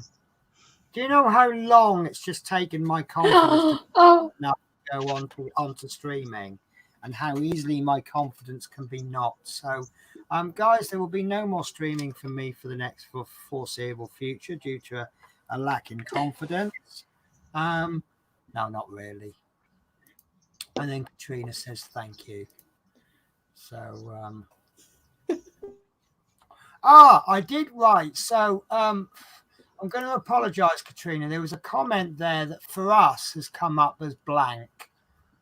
What it is, I've just seen on Facebook. She's done a little smiley imagey gift thing, whatever you want to call them, avatar. But they don't show up.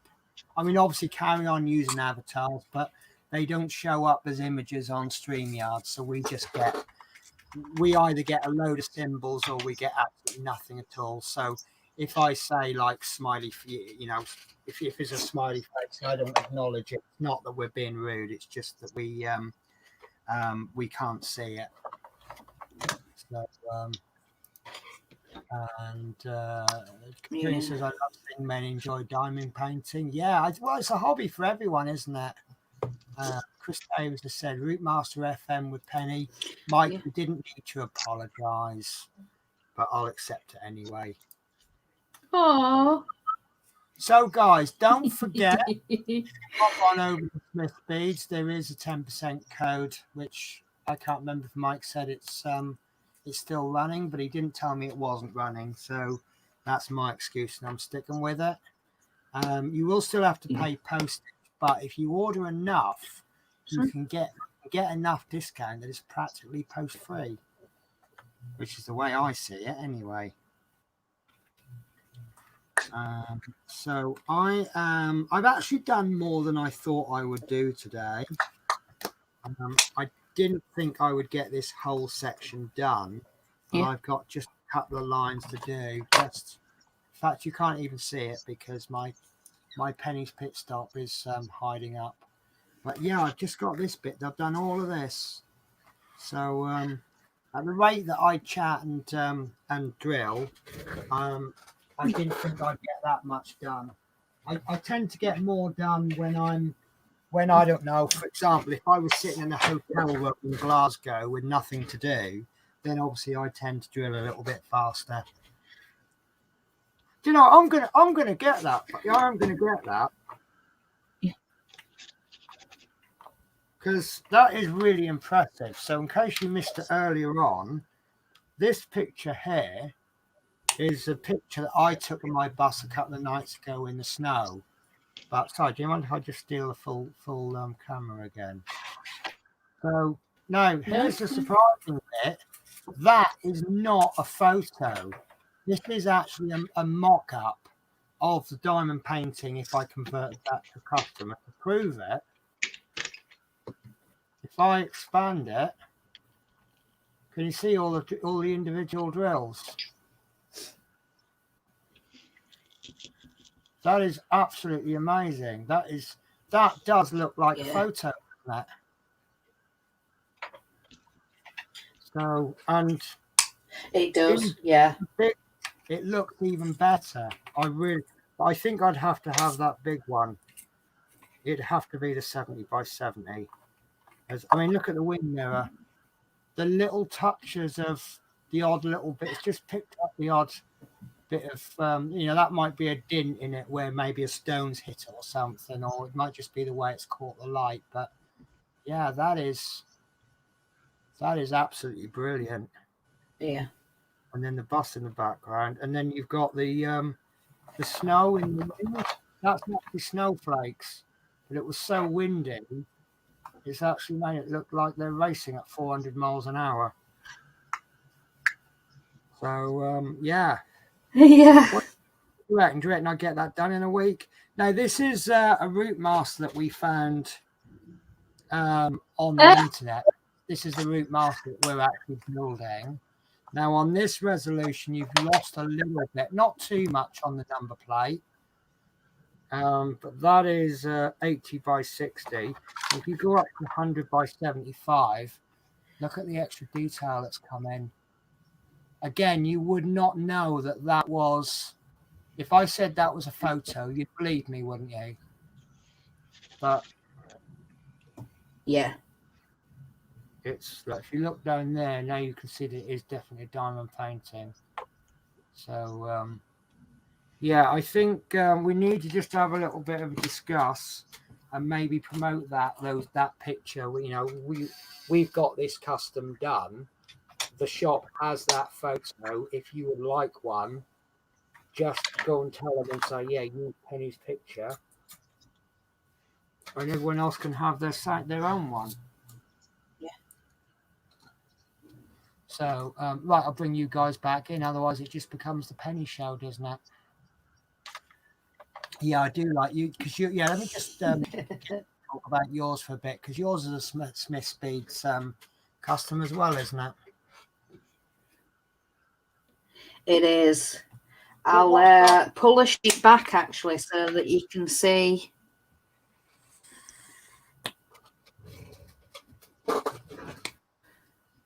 Let's pull that back. But yeah, that's the next bit that I've got to do. That's the husband's shirt.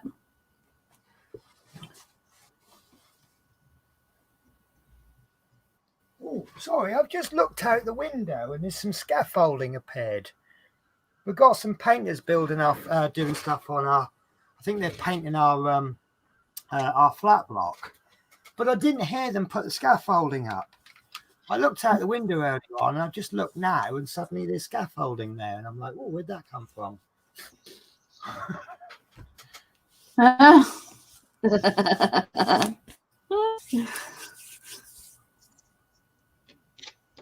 Oh, you were saying, Julie?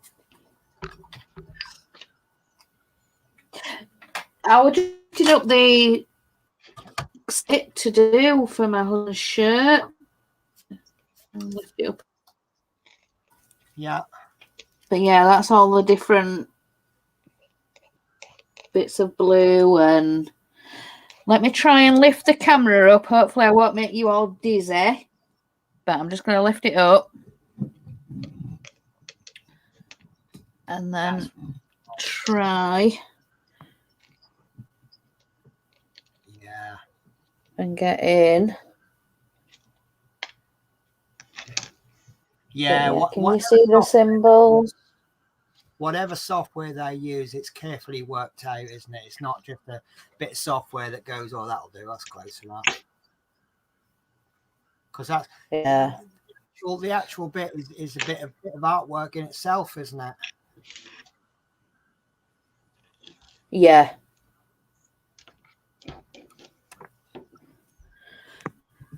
So I just had a good idea actually, because maybe take a picture of my Spitfire when it's finished, because that's an aeroplane just crying out to become a diamond painting, isn't it? And just immortalise the hard work that we've put into it all so far. Yeah, I think somebody from the group asking me about doing what the magazine cover about copyright and stuff like that. But if you were to take your own picture, I suppose that'd be fine. Yeah. I'm gonna have to have a big long conversation with Smith's Beads, because it's just given me an idea. I mean, obviously I do part works and I do diamond painting, and they're pretty much two separate hobbies. One doesn't really cross over with the other one that much. But I know there was someone in the Rootmaster group. He was building the Rootmaster, and his wife, girlfriend, whatever, did a Rootmaster diamond painting, and they showed that in the group, and that went down quite well. But now you said magazine cover. Yeah.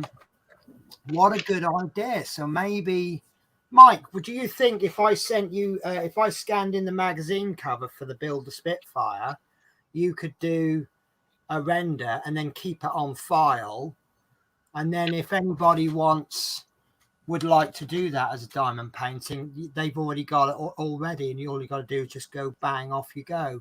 Would that help you? Would that help them? And would we because obviously there's always this issue of, I know one of the big things on diamond paint, I'm going to change my camera as well as I'm talking. I know there's this big thing about copyright images, where some companies are taken, an artist makes a picture, they put a lot of time and effort into it. Maybe they sell that to someone like Diamond Art Club, and I guess they get a kickback on every diamond painting that's sold of their image. And then you'll get some unscrupulous diamond painting company will just copy that image, and that is copyright, isn't it? So obviously we don't want to infringe on any copyright laws, and we don't want people to get in trouble. What is a good idea may not actually be a good idea in practice, but it's something that warrants discussion now, isn't it? So I'll do a bit of a catch up on chat, Yeah. and then we'll do the YouTube schedule, and then if there's anything else, a few loose ends to tie up, then we're done. So Chris Davis says, awesome. Yeah. That's amazing. I do like the destination lines. The white ones, I can see them better than the old ones. I'm saying, you can probably see white destination blinds a good 50 yards further than an orange. And you know, when you've got customers, if you're driving a bus coming up to a stop that's shared by different services, you're totally relying on that customer sticking their arm out. And if they can't see the destination blind, and they don't want to stick their hand out till they know it's their bus, you could end up driving straight past them and they wanted your bus. So yeah, white. I think the bus companies have recognised that as well. Dave's Hobby says, brilliant show today, ladies. Enjoyed it. Keep up the good work. And Facebook user Teresa Smith says, hi, Marie Ann Robinson. Did we miss Marie Ann Robinson? I don't know. Dave's Hobbies, love the 100 by 75 DP of RM857. I'm tempted. Mike Tedstone, Penny used up all my guesses. So my son Andrew was guessing your word dangerous, and that is not the word either. Chris Campbelling, I'm partway through one of my diamond paintings, but haven't started for ages. Yeah, you used to post some good diamond painting videos, didn't you, Chris? I quite enjoyed those. Mike Tedstone, Penny, yes, brilliant. So we'll work on that. And Verwain says, is one of the words custom? Now, you would be forgiven for saying that, because we have used the word custom an awful lot of times. But unfortunately, it isn't. It's just coincidence with saying that a lot. So shall we reveal the words first? Has nobody got any of the 3 words? What was your word, Julie? Yeah, Chris, do you want to change your camera first? Oh, sorry. Okay, no worries. No, you're fine. I was just asking. Yes. Right. Everybody, I know Christine's a little bit inexperienced with all this camera work, so bear with her. She's not like going to go, here I am. Chris Campling says October was the last, really that long ago was the last one even. And then Mike said, Wow. well, very well, Christine. So Mike Route Master. So, Julie, what was your word that nobody guessed? Bet she can't. Fate, like your own fate. Yeah. Chris, what was your word? And I know you said it at least 2 or 3 times. Yeah, mine was latch. Yeah. And my word was plane or planes. And I got a little bit desperate to get it in towards the end of the last hour. And I managed to get, and I just thought, as soon as I said it, I thought, oh, I've just given it away by saying the Spitfire is an airplane that's just begging to be a diamond painting. And Mike, with all of his guesses, didn't even get it. So, right. So, YouTube schedule for this week, we have got, I am doing a show tonight at 8 o'clock. Now I have been doing the Route Master show, but I've lost a part, and I've been looking for it, and I just can't find it anywhere. So there won't be a Route Master show tonight. We'll just talk about. I'm calling it hobby show because it's just going to be a show about hobbies. I know we do a hobby show, but I have ordered a replacement part, and I'm going to make that up.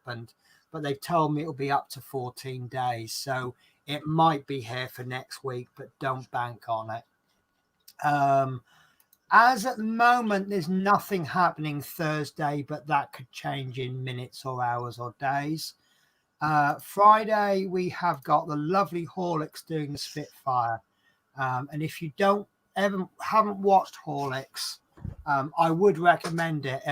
He's just got this strange ability that no matter how fast or slow he goes, it's nice and smooth, and it's always neat and tidy. And you could chuck a load of engine oil on his desk and his model would just come out nice and clean. I don't know how he does it, but he's streaming on Friday.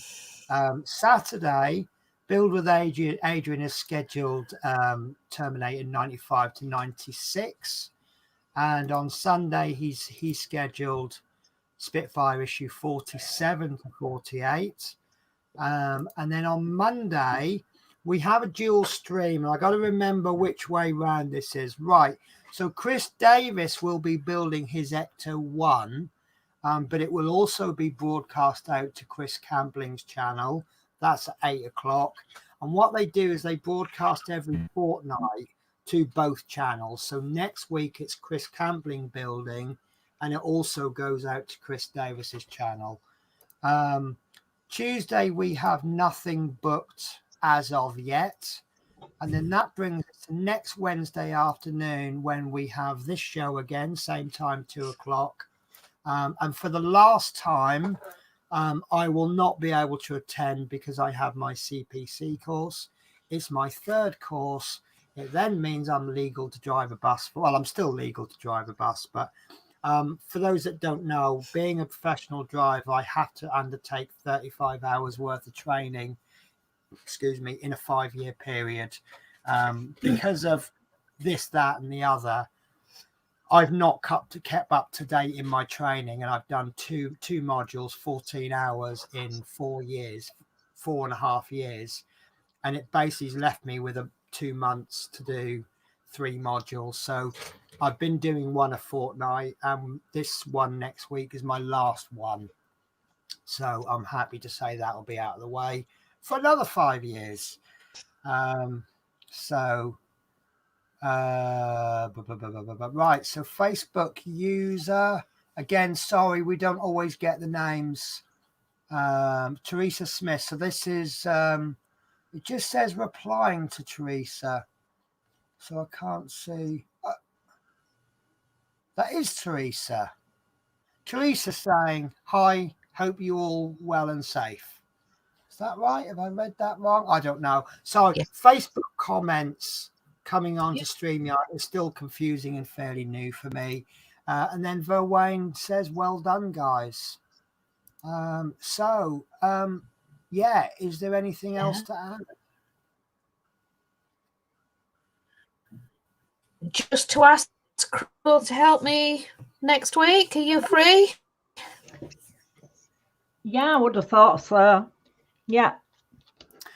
Do you know what? If you could have that background view next week, Chris, that would be fantastic, because you look like a retired educator, like a school teacher, a headmistress, but now retired. You've got your little bookshelf in the background, and that is a really good background view, apart from the ironing board.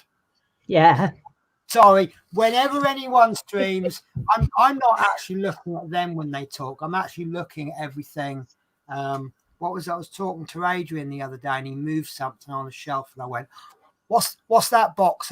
Get that box out. Let's have a look. And it was one of his Christmas presents, and that's what I'm like. I do look around.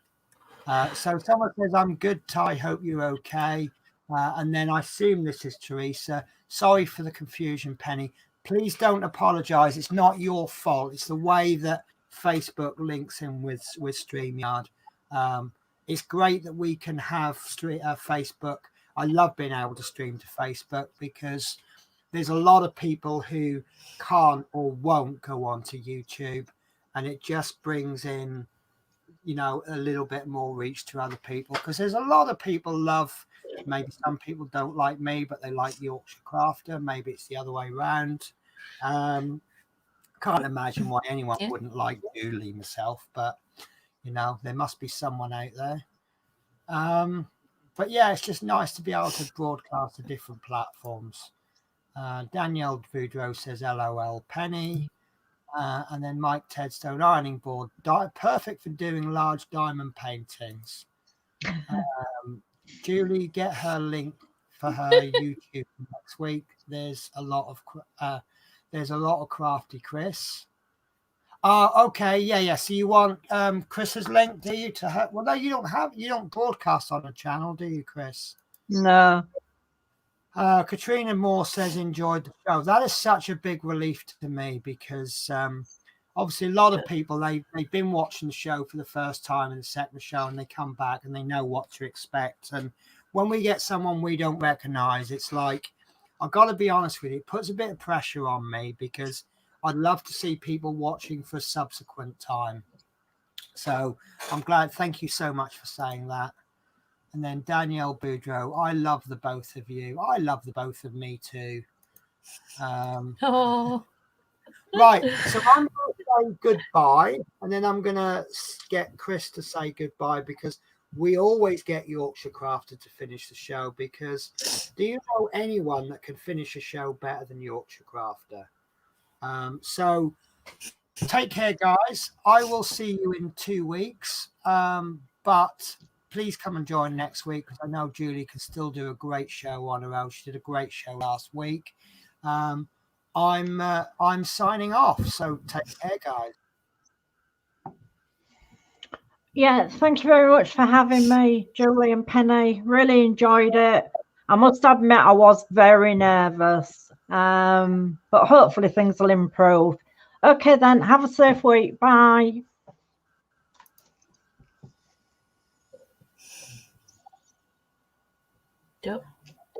What have I gone? Oh, so thank you, for joining us today, guys. And remember, in a world where you can be anything, be kind. Bye, guys.